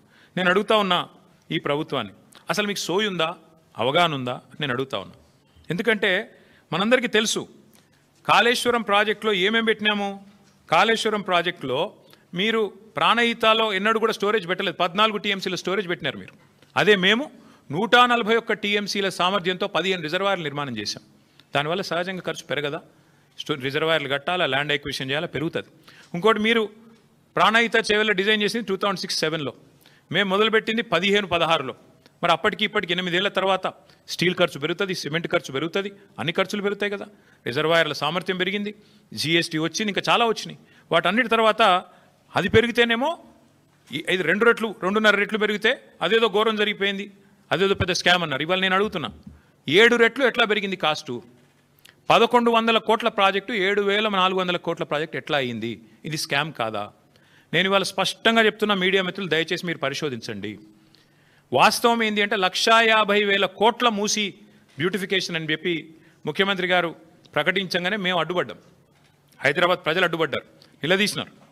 16,000 కోట్లతో అయిపోయే ప్రాజెక్ట్ని 1,50,000 కోట్లు ఎట్లయితాయి అని మేము నిలదీస్తే ఇవాళ కొత్త స్టైల్ ఎత్తుకున్నారు. ఇన్నోవేటివ్ థింకింగ్ కదా. ఇన్నోవేటివ్ థింకింగ్లో భాగంగా ఏం చేసినారంటే స్కామ్ను కూడా ఇన్స్టాల్మెంట్లలో చేస్తున్నారు. 1,50,000 కోట్లు ఒకటేసారి టెండర్లు పిలిస్తే ఎందుకు ఇంత అయింది అంటే జవాబు లేదు. అందుకే విడతల వారి దోపిడీ. మొదలు 1,100 7,700 చేయాలి. ఆ తర్వాత ఇంకోటి 5 రూపాయలు ఉన్నదాన్ని 40 రూపాయలు చేయాలి. పెంచుకుంటూ ఆఖరికి మొత్తం స్కామ్ మళ్ళీ 1,50,000 కోట్ల కాడికి తేవాలి. ఇది వీళ్ళ ఎత్తుగడ. నేను మళ్ళీ చెప్తా ఉన్నా, మే 17, 2023 నాడు 1,100 కోట్లతో కొండపోచమ్మ సాగర్ నుంచి గోదావరి నీళ్ళని తీసుకొచ్చి బ్రహ్మాండంగా రావల్కోల్ చెరువులో పోసి రావల్కోల్ చెరువు నుంచి గండిపేటకు నీళ్ళు తీసుకొచ్చే మార్గం గ్రావిటీ ద్వారా ఉంటే ఇవాళ మీరు 3 WTPలు ఎందుకు కడుతున్నారు, 5 పంప్ హౌస్లు ఎందుకు పెడుతున్నారు, ఎవరి లాభం కోసం పెడుతున్నారు అని ముఖ్యమంత్రి గారు నేను అడుగుతా ఉన్నా. ఇవాళ ఎట్లా పెరిగింది? కమిషన్లు దండుకోవడానికా, మొబిలైజేషన్ అడ్వాన్సులు ఇవ్వడానికా, కాంట్రాక్టర్లకు దోచిపెట్టడానికా? ఎందుకు తక్కువ ఖర్చుతో అయ్యేదాన్ని పక్కకు పెట్టి ఎక్కువ ఖర్చుతో చేస్తున్నారు? ఒక దిక్కు మీరే చెప్తున్నారు పైసలే లేవు, అప్పు ఉడతలేదు, ఒక్క పథకం ఇచ్చేందుకు ఏమీ లేదు అని పచ్చి అబద్ధాలు ఒక దిక్కు మీరే చెప్తారు. పార్లమెంటు చెప్పినా, కేసీఆర్ ప్రభుత్వం చేసిన అప్పు 2,80,000 కోట్లని పార్లమెంట్ చెప్పినా సిగ్గు లేకుండా మొన్న అసెంబ్లీలో కూడా 8 లక్షల కోట్లని ఒకరు, 7 లక్షల కోట్ల అప్పని ఇంకొకరు నోటికొచ్చిన అబద్ధాలు ఒకవైపు మాట్లాడుతున్నారు. ఒక దిక్కేమో తులం బంగారానికి పైసలు లేవు, ఆడబిడ్డలకు 2,500 ఇయ్యనికి పైసలు లేవు, 6 గ్యారంటీల అమలుకు పైసలు లేవు, ముసలోళ్ళకి 4,000 పెన్షన్ ఇయ్యనికి పైసలు లేవు, రైతు బంధు ఏడానికి పైసలు లేవు, ఇంకా చెప్తూ పోతే చాలా ఉన్నాయి. వీటికి పైసలు లేవు. కానీ 7,400 కోట్లతో ఎవరు అడగని ప్రాజెక్టును మాత్రం అర్జెంటుగా టేక్ ఆఫ్ చేయాల్సిన అవసరం ఎందుకు వచ్చింది ముఖ్యమంత్రి గారు? తప్పకుండా చెప్పాలని చెప్పి నేను డిమాండ్ చేస్తా ఉన్నాను. ఇందులో అవినీతి కోణమే కాదు, క్రిమినల్ కోణం కూడా ఉంది. ఈ ప్రాజెక్ట్ వెనకాల క్రిమినల్ కోణం కూడా ఉంది. మీకు యాదికుండాలే, ఆనాడు అదేదో వెలుగు పత్రికలో వచ్చింది సుంకిశాల, అది ఇవ్వండి, సుంకిశాల వెలుగు ఉంది, ఇక్కడ ఉంది. ఇగో ఇది వెలుగు పత్రికలో వచ్చింది. ఏమన్నది ఇలా, సుంకిశాల రిటైనింగ్ వాల్ కూలిపోతే HMWSB Hyderabad metro water supply and sewerage board నడుపుతున్నది. ఈ ప్రాజెక్ట్ని వాళ్ళ ఆధీనంలో నడుస్తున్నది. ఏం చెప్పారు ఇందులో? ఈ కాంట్రాక్టర్ ఎవరైతే ఉన్నారో ఆయన అర్జెంటుగా బ్లాక్ లిస్ట్ చేయండి, పక్కన పెట్టండి అని HMWSB మరి రిపోర్ట్ ఇచ్చింది అని వెలుగు పత్రిక, V6 వెలుగు సంస్థ వారిచ్చిన పత్రికా కథనం ఇది. మరి వాళ్ళు నేను అడుగుతున్న ముఖ్యమంత్రి గారిని, ఏ ఏజెన్సీ అయితే బ్లాక్ లిస్ట్ మీరు చేయాలో, ఏ ఏజెన్సీని అయితే బ్లాక్ లిస్ట్ చేయాలో, ఎవరినైతే నేషనల్ హైవే అథారిటీ ఆ ఏజెన్సీని బ్లాక్ లిస్ట్ చేసింది. మన కేరళలో ఒక రహదారి వీళ్ళు నిర్మాణం చేసినారు, NH66. అక్కడ ఒక స్లోప్ ప్రొటెక్షన్ వాల్ కొలాప్స్ అయింది, వీళ్ళు కట్టిందే, సేమ్ ఇదే కంపెనీ కట్టింది. నేషనల్ హైవే అథారిటీ వాళ్ళు, కేంద్ర ప్రభుత్వం వాళ్ళేమో వాళ్ళని బ్లాక్ లిస్ట్ చేసినారు, డీబార్ చేసినారు. మరి మీరెందుకు చేస్తలేరు? మీ డిపార్ట్మెంట్లో ఏ డిపార్ట్మెంట్లోనైతే సుంకిశాలు ఉంటుందో దాని రిటైనింగ్ వాల్ కొలాప్స్ అయితే మళ్ళీ వాళ్ళకే 7,400 కోట్ల వర్క్ ఇచ్చినావంటే ఏమర్థం చేసుకోవాలి? నేను రాష్ట్ర ప్రజలు ఏమర్థం చేసుకోవాలి? ఎందుకు ఇంత అవాజ్యమైన ప్రేమ వారి మీద మీకు? ఇదే సంస్థను కదా మీరు ఈస్ట్ ఇండియా కంపెనీ అని హుంకరించింది, గర్జించింది మీరే కదా. ఈస్ట్ ఇండియా కంపెనీ ఈరోజు బెస్ట్ ఇండియా కంపెనీ ఎట్లయింది? నీకు బెస్ట్ ఫ్రెండ్ ఎట్లయింది చెప్పాలా రేవంత్ రెడ్డి గారు? నాకు తెలిసి ఇప్పుడు నేను ఈ మాట మాట్లాడినాక కొన్ని టీవీలు లైవ్ కట్ అవుతాయి, కొంతమంది రేపు రాయరు, నాకు తెలుసు. అది పర్వాలేదు, మీకు రాసే ఇది లేక మీకు ఉండకపోవచ్చు, మీకు ఇబ్బందులు ఉండొచ్చు. కానీ నేను స్పష్టంగా చెప్తా ఉన్నా, ఇవాళ సోషల్ మీడియా ఉంది, ప్రజలు చూస్తారు, తెలుసుకుంటారు. మీకుండే ఇబ్బందులు సోషల్ మీడియాలో ఉండవు. ఎందుకంటే ఇవాళ ప్రతి ఒక్కరు మీడియా చాలా పవర్ఫుల్గా మారిపోయింది. కాబట్టి నేను అడుగుతా ఉన్నా, నీ సొంత నియోజకవర్గం కొడంగల్లో లిఫ్ట్ ఇరిగేషన్ ప్రాజెక్టులు అదే బ్లాక్ లిస్ట్ చేయాల్సిన ఏజెన్సీకి ఇస్తావు. 1,100ను 7,400 కోట్లు చేసి ఎక్కడ నీ సంస్థనే ఇచ్చింది కదా, నువ్వే కదా మున్సిపల్ మినిస్టరు. మున్సిపల్ మినిస్టర్ కిందే ఉంటుంది కదా HMWSB. మరి అదే Hyderabad metro water supply sewerage బోర్డులో కుప్పకూలిపోతే సుంకిశాల, వాళ్ళ మీద చర్యలు తీసుకోకపోగా, వాళ్ళని పనిష్ చేయకపోగా రివార్డ్ ఇస్తావా? కొడంగల్ ప్రాజెక్టు వాళ్ళకి ఇస్తావు, వాళ్ళకును ఇంకొక ఆయన ఎవరు మంత్రి పొంగులేటి శ్రీనివాసరెడ్డి గారికి ఇస్తావు, ఇద్దరు కలిపి 4,000 కోట్ల వరకు కొడంగల్ లిఫ్ట్ ఇరిగేషన్. ఇంకో దిక్కేమో ఇవాళ మళ్ళీ 7,400 కోట్ల వరకు మళ్ళీ అదే సంస్థకి, ఎవరైతే సుంకిశాల కూలిపోవడానికి కారకులో వారికే ఇస్తున్నారు. మరి కేంద్ర ప్రభుత్వానికి లేని మొహమాటం మీకెందుకున్నది? కేంద్ర ప్రభుత్వం బార్ చేసింది వాళ్ళని, NHలో మీరు పాల్గొనవద్దు అని చెప్పి వాళ్ళని బ్లాక్ చేసింది. మీరెందుకు చేస్తలేరు? ఇది క్రిమినల్ కుట్ర కాదా? ఖచ్చితంగా నేను అంటా ఉన్నా, ఇది దోపిడీ తప్ప ఇంకోటి కాదు. కాంట్రాక్టర్లతో కుమ్మక్కై 1,000 కోట్లు కొల్లగొట్టడానికి ఢిల్లీకి ముడుపులు పంపి సీటు కాపాడుకోవడానికి చేస్తున్న ప్రయత్నం తప్ప ఏమీ లేదని చెప్పి మళ్ళొకసారి నేను చెప్తా ఉన్నాను. అట్లాగే ఎప్పుడో 20 ఏళ్ల కింద పేపర్కి పరిమితం అయిపోయిన ప్రాణహిత చేవెళ్లలోనేమో అది దాన్ని మేము రిజర్వాయర్లు యాడ్ చేసి బ్రహ్మాండంగా దానిలో తెలంగాణను రీడిజైన్ చేసి సస్యశ్యామలం చేస్తే అది స్కామ్ అట. మరి ఇక్కడ ఎందుకోసం తక్కువ ఖర్చుతో అయిపోయేదాన్ని పెంచితే స్కామ్ ఇట్లా కాదు ముఖ్యమంత్రి గారు చెప్పాలి. 1100 కోట్లు 7,500 కోట్లు ఎట్లా పెరిగింది చెప్పాలి. ఇంకొక మాట కూడా చెప్పి నేను ముగిస్తాను. ఇవాళ జరుగుతున్నది వాస్తవానికి ఏంటంటే విడతల వారి దోపిడీ అని నేను స్పష్టంగా చెప్తా ఉన్నాను. ఒకేసారి 1,50,000 కోట్లు కాకుండా ముందు 7,400, ఆ తర్వాత నెక్స్ట్ ఇన్స్టాల్మెంట్లో మరొక 10,000, ఆ తర్వాత ఇంకో 20,000, ఈ పద్ధతుల్లో మూసీలో కూడా ముఖ్యమంత్రి గారు దోపిడీకి తెరలోపినారు. ఎంఆర్ అనే సంస్థ హైదరాబాద్లో మీకు తెలుసు, ఎంఆర్ ప్రాపర్టీస్ మీద ఇంకా ఎంక్వైరీ ఉంది. వాళ్ళని పిలిచి మాట్లాడుతున్నాడు ముఖ్యమంత్రి గారు, మూసీలోకి వచ్చేయండి మీరు, నేను 300 ఎకరాల ల్యాండ్ ఇస్తాను మీకు, అర్జెంటుగా మీరు వచ్చేయండి, అక్కడి నుంచి సంస్థను డబ్బులు తేండి పెట్టేయండి అని చెప్తున్నాడు. ఇంకోవైపు ఇదే ఏజెన్సీ, ఏ ఏజెన్సీని అయితే బ్లాక్ లిస్ట్ చేయాలి అని హెచ్ఎండబ్ల్యూఎస్ సిఫారసు చేసిందో ఆ సంస్థతో మాట్లాడుతున్నాడు. మీరు రండి, ఇందులో హ్యామ్ మోడల్ చేద్దాం, మీకు ముందే ఇచ్చేస్తా, ల్యాండ్ అంతా 400 ఎకరాలు ఇచ్చేస్తా, కట్టుకోండి మీ ఇష్టం ఉన్నది అని వాళ్ళతో మాట్లాడుతున్నాడు. ఎందుకు ఇంత ఆత్రము? అదే ఆత్రం నీకు తులం బంగారం ఇవ్వడానికి ఎందుకు లేదు? అదే ఆత్రం నీకు నెలకు 2,500 మహిళలకి ఇవ్వడానికి ఎందుకు లేదు? అదే ఆత్రం నీకు పిల్లలకి స్కూటీలు ఇవ్వడానికి ఎందుకు లేదు? విద్యా భరోసా కార్డులు ఇవ్వడానికి ఎందుకు లేదు? అదే ఆత్రం ముసలోళ్ళకి 4,000 పెన్షన్ ఇచ్చే విషయంలో ఎందుకు లేదు? ఎందుకు అంటే అక్కడ కమిషన్లు రావు, ఇక్కడైతే కమిషన్లు దండుకోవచ్చు, సీట్లు కాపాడుకోవచ్చు. నేను గుర్తు చేస్తా ఉన్న ముఖ్యమంత్రి గారికి, మేము మీలాగా ఆదరాబాదరాగా చేయలేదు. మేము 16,000 కోట్ల రూపాయలతో ఆనాడు సుధీర్ రెడ్డి గారు మన మూసీ చైర్మన్గా ఉన్నాడు. ఓవరాల్గా 16,000 కోట్లతో కంప్లీట్ డిపిఆర్ తయారు చేసినాం. అందులోనే 3,866 కోట్ల రూపాయలతో 37 ఎస్టీపీల నిర్మాణం పూర్తి చేసింది బీఆర్ఎస్ ప్రభుత్వం. 2017లోనే మూసీ రివర్ డెవలప్మెంట్ కార్పొరేషన్ ఏర్పాటు చేసినాం.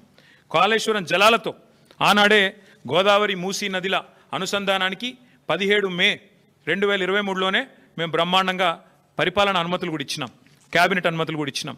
అట్లాగే మూసీ మీద 545 కోట్ల రూపాయలతో 15 బ్రిడ్జిల నిర్మాణానికి మేము ఆల్రెడీ టెండర్లు పిలిచినాం, నేను శంకుస్థాపనలు కూడా చేసినాను. ఇప్పటివరకు ఒక్క బ్రిడ్జ్ కూడా పూర్తి కాలేదు.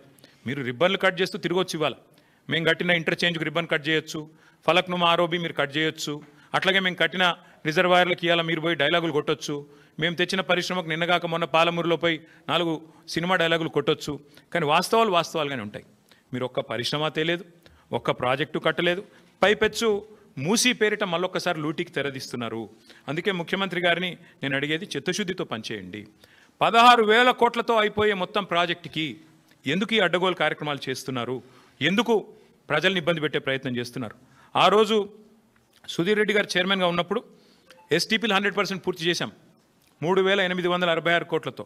అట్లాగే ఉప్పల్ బగాయత్ దగ్గర ఒక 5 కిలోమీటర్లు మోడల్గా అక్కడ ఆల్రెడీ బ్యూటిఫికేషన్ కూడా పూర్తి చేసినాం. అట్లాగే ఒక్క ఇల్లు కూలగొట్టకుండానే అన్ని ఎస్టీపీలు కూడా పూర్తి చేసినాం. మూసీలో మూటల వేట కోసం మేము ప్రయత్నం చేయలేదు. ఇంజనీర్లను పంపించాం, బ్రిడ్జ్లు ఎట్లా ఉండాలి అని చెప్పి ప్యారిస్కి, లండన్కి, గ్రీస్కి పంపించాం. యూరోప్లో మంచి బ్రిడ్జెస్ ఉన్నాయంటే చూడ్డానికి పంపించినాం. చీకటి ఒప్పందాలు కుదుర్చుకోలేదు, చిల్లర పనులు చేయలేదు. ఇప్పుడు మళ్ళీ చెప్తా ఉన్నా, పూర్తి స్థాయిలో చెప్తా ఉన్నా, ఔటర్ రింగ్ రోడ్డు చుట్టూ మళ్ళీ హైదరాబాద్ ప్రజలకు నేను విజ్ఞప్తి చేస్తా ఉన్నా, ఔటర్ రింగ్ రోడ్డు చుట్టూ రింగ్ మెయిన్ మేము ఆల్రెడీ నిర్మాణం ఒక 50 కిలోమీటర్ల దాకా చేసినాం. మిగతాది కూడా పూర్తి చేసేది కేసీఆర్ ప్రభుత్వమే. మళ్ళీ వస్తాం, కేసీఆర్ ప్రభుత్వమే మిగతాది కూడా పూర్తి చేస్తుంది. తద్వారా రింగ్ మెయిన్ పూర్తి చేయడం ద్వారా ఏమవుతుంది, గోదావరి నీళ్ళు కానీ కృష్ణా నీళ్ళు కానీ భవిష్యత్తులో ఏనాటికి హైదరాబాద్కి ఇంకొక 500 సంవత్సరాలైనా కరువు లేకుండా చేసే బాధ్యత మాది.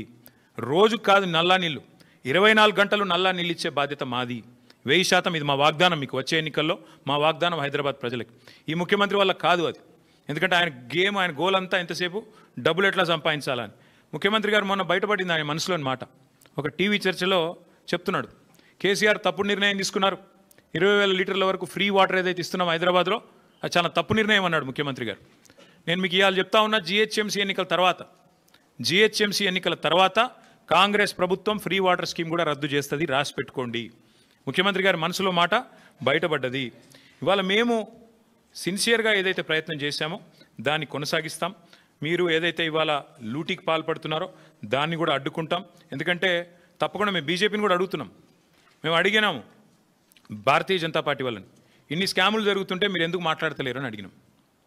మీరే చెప్తారు ఆర్ఆర్ ట్యాక్స్ అని, మీరే చెప్తారు ఇంట్లో దోపిడీ అందులో దోపిడీ అని. మరి ఎందుకు విచారణకు ఆదేశిస్తలేరని అడిగినాం.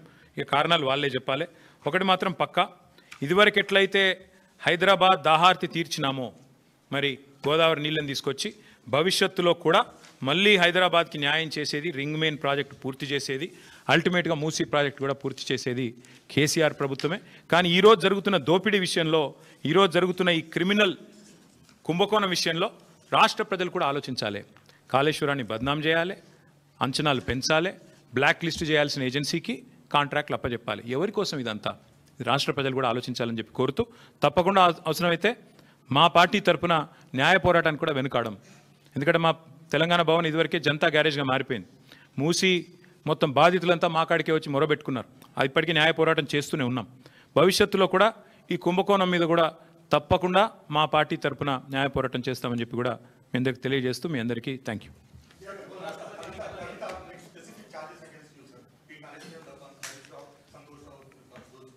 See Rahul, I'll tell you one thing.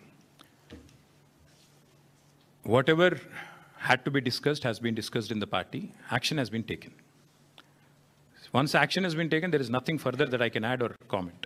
Because whatever had to be discussed, whatever had to be discussed internally on party forums, we have done that. And we have acted. And therefore, after the action has been taken, there is nothing further for me to comment or elaborate on. Thank you. Yes, ఇప్పుడు దాదాపు 20-25 రోజుల కింద అనుకుంటాను ఉపరాష్ట్రపతి ఎన్నికల ఘట్టానికి తెరలేసినప్పుడు మేము స్పష్టంగా చెప్పాం, రాష్ట్రంలో 70 లక్షల మంది రైతులు, ఈరోజు మనం ఈ నిమిషం ఇక్కడెక్కడైతే మాట్లాడుతున్నామో, ఈరోజు మనం ఇక్కడున్నాం హైదరాబాద్లో, లక్షల మంది రైతులు ఇవాళ క్యూలలో ఉన్నారు ఎరువుల దుకాణాల ముంగట. రాష్ట్ర వ్యాప్తంగా, ఒక జిల్లా కాదు అన్ని జిల్లాల్లో ఎక్కడికక్కడ కొట్టుకుంటున్నారు, మహిళలు కొట్టుకుంటున్నారు, మహిళా రైతులు. అంత అరాచకమైన పరిస్థితి ఉంది. 20-25 రోజుల కిందట మేము మా పార్టీ నుంచి డిమాండ్ చేసినాం, ఇది రాష్ట్ర ప్రభుత్వ వైఫల్యమా, కేంద్ర ప్రభుత్వ వైఫల్యమా, ఎవరిది అన్నది మీరు తెలుసుకోండి, కానీ రైతులకు ఎరువులు అందించండి. మీరు అందిస్తే తప్పకుండా మీకు మద్దతు ఇచ్చే అంశం పరిశీలిస్తామని చెప్పాం. We have nothing against the 2 candidates. ఇద్దరు మంచోళ్ళే కావచ్చు, justice Reddy and CP Radhakrishnan ఇద్దరు కూడా మంచోళ్ళే కావచ్చు, మేము కాదంటలేదు. కానీ ఇవాళ వాళ్ళు ఇద్దరు అభ్యర్థులు కూడా 2 వ్యవస్థలకు ప్రతినిధులు. అటు ఎన్డీఏ, ఇటు ఇండియా, ఈ 2 కూటమిలకి వారు ప్రతినిధులు. వారు వ్యక్తులుగా కాదు నించున్నది, ఇండిపెండెంట్గా నించోలేదు. ఒకరు కాంగ్రెస్ తరపున, ఒకరు బీజేపీ తరపున నించున్నారు.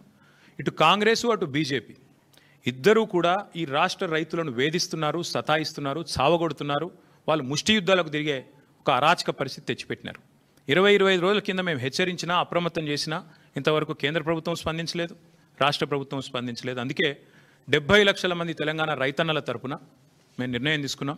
నిజానికి నోటా ఉంటే ఎన్నికలు బహిష్కరించడం మంచిది కాదు, ప్రజాస్వామ్య ప్రక్రియలో పాల్గొనాలి. నోటా అనే బటన్ ఉంటే అందులో నోటా కొత్తటోళ్ళం, కానీ నోటా లేదు. అటో ఇటో ఏదో రెండిట్లో ఏదో ఒకటి చేయాల్సిన పరిస్థితి ఉంది. అందుకే ఈ ఎన్నికలు మేము we are abstaining, we are not going to participate as a party. నిన్నగాక మొన్న 2 రోజుల కిందట మా రాజ్యసభ ఫ్లోర్ లీడర్ సురేష్ రెడ్డి గారిని, అదేవిధంగా అందుబాటులో ఉన్న రాజ్యసభ సభ్యుల్ని పెద్దలు కేసీఆర్ గారు లంచ్కి పిలిచారు. మీటింగ్ కూడా అయింది, చర్చ కూడా జరిగింది ఏం చేద్దామని. చర్చించిన తర్వాతనే, అందుబాటులో ఉన్న ముఖ్యులతో కూడా చర్చించిన తర్వాతనే నిర్ణయం తీసుకున్నారు. ఈ ఎలక్షన్లో మేము ఎవరికి కూడా సబార్డినేట్ కాదు, ఎన్డీఏ సబార్డినేట్ కాదు, మేము ఇండియా సబార్డినేట్ కాదు, మేము తెలంగాణ ప్రజలకు సబార్డినేట్ అంతే.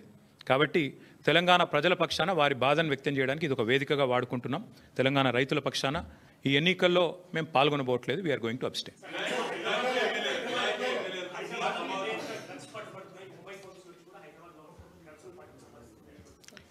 తెల్లారు లేస్తే బిల్డప్లు, ఒకటి ఈగల్ అని, ఇంకోటి హైడ్రా అని, నేను 18 గంటలు పనిచేస్తా అని, నేనే హోంమంత్రిత్వ శాఖ కావాలని నా దగ్గర పెట్టుకున్నా అని. కానీ చేసే పని ఏంది? నిమజ్జనం కాడికి పోయి ఇట్లా చూసినట్టు చేసుడు యాక్టింగు, లేదంటే మా సోషల్ మీడియాలో ఏ పిల్లగాడు ఏం పోస్ట్ పెడుతుండో చూసుడు, రీట్వీట్ వస్తే 20 రోజులు జైల్లో పెట్టుడు, సోయి లేదా కేసీఆర్ మీద సిబిఐ కేసు. అంటే టీఆర్ఎస్ నాయకత్వం మీద, బీఆర్ఎస్ నాయకత్వం మీద పెట్టిన శ్రద్ధ, దృష్టి. నేను ముఖ్యమంత్రిని అడుగుతున్నా, నీకు అసలు సిగ్గుందా?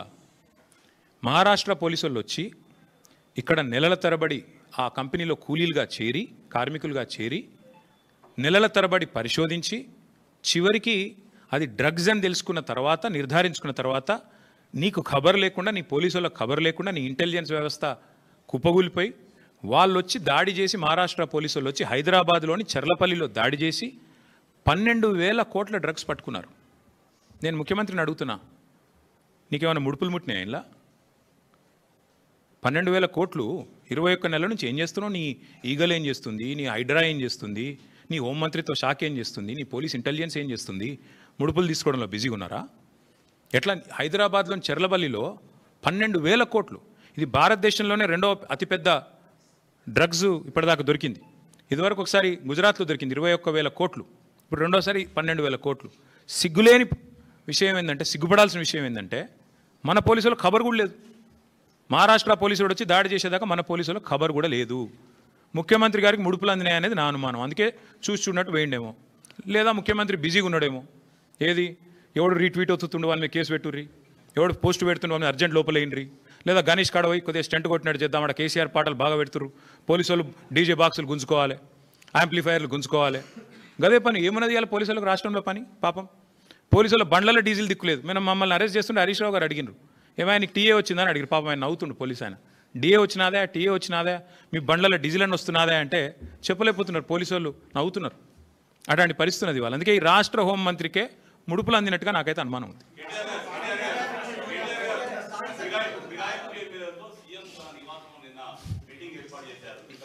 మీరు ఇన్ని బాంబులు ఒకేసారి ఆడితే ఎట్లా? అయితే బ్రదర్ సింపుల్, ఇందులో ఏం చర్చ చేయాల్సిన అంశం కూడా ఏం లేదు. వాస్తవం ఏంటంటే already the PCC president has turned approver. PCC president తన నేర ఆరోపణను, అభియోగాన్ని ఒప్పుకున్నాడు ఆల్రెడీ బహిరంగంగా. ఓ టీవీ చర్చలో పీసీసీ ప్రెసిడెంట్ గారిని అడిగినారు, ఏమండి ఎమ్మెల్యేలు చేరినారు అంటే, అవును చేరినారు మా కాంగ్రెస్ పార్టీలో అని చెప్పిండు. ఇక నేరాంగీకారం జరిగిన తర్వాత విచారణ ఎందుకు? ఇంకా చేసేదేముంది? PCC president has turned approver. One of the MLAs also he's turned approver. Kadiyam Srihari చెప్పిండు ఓపెన్గా.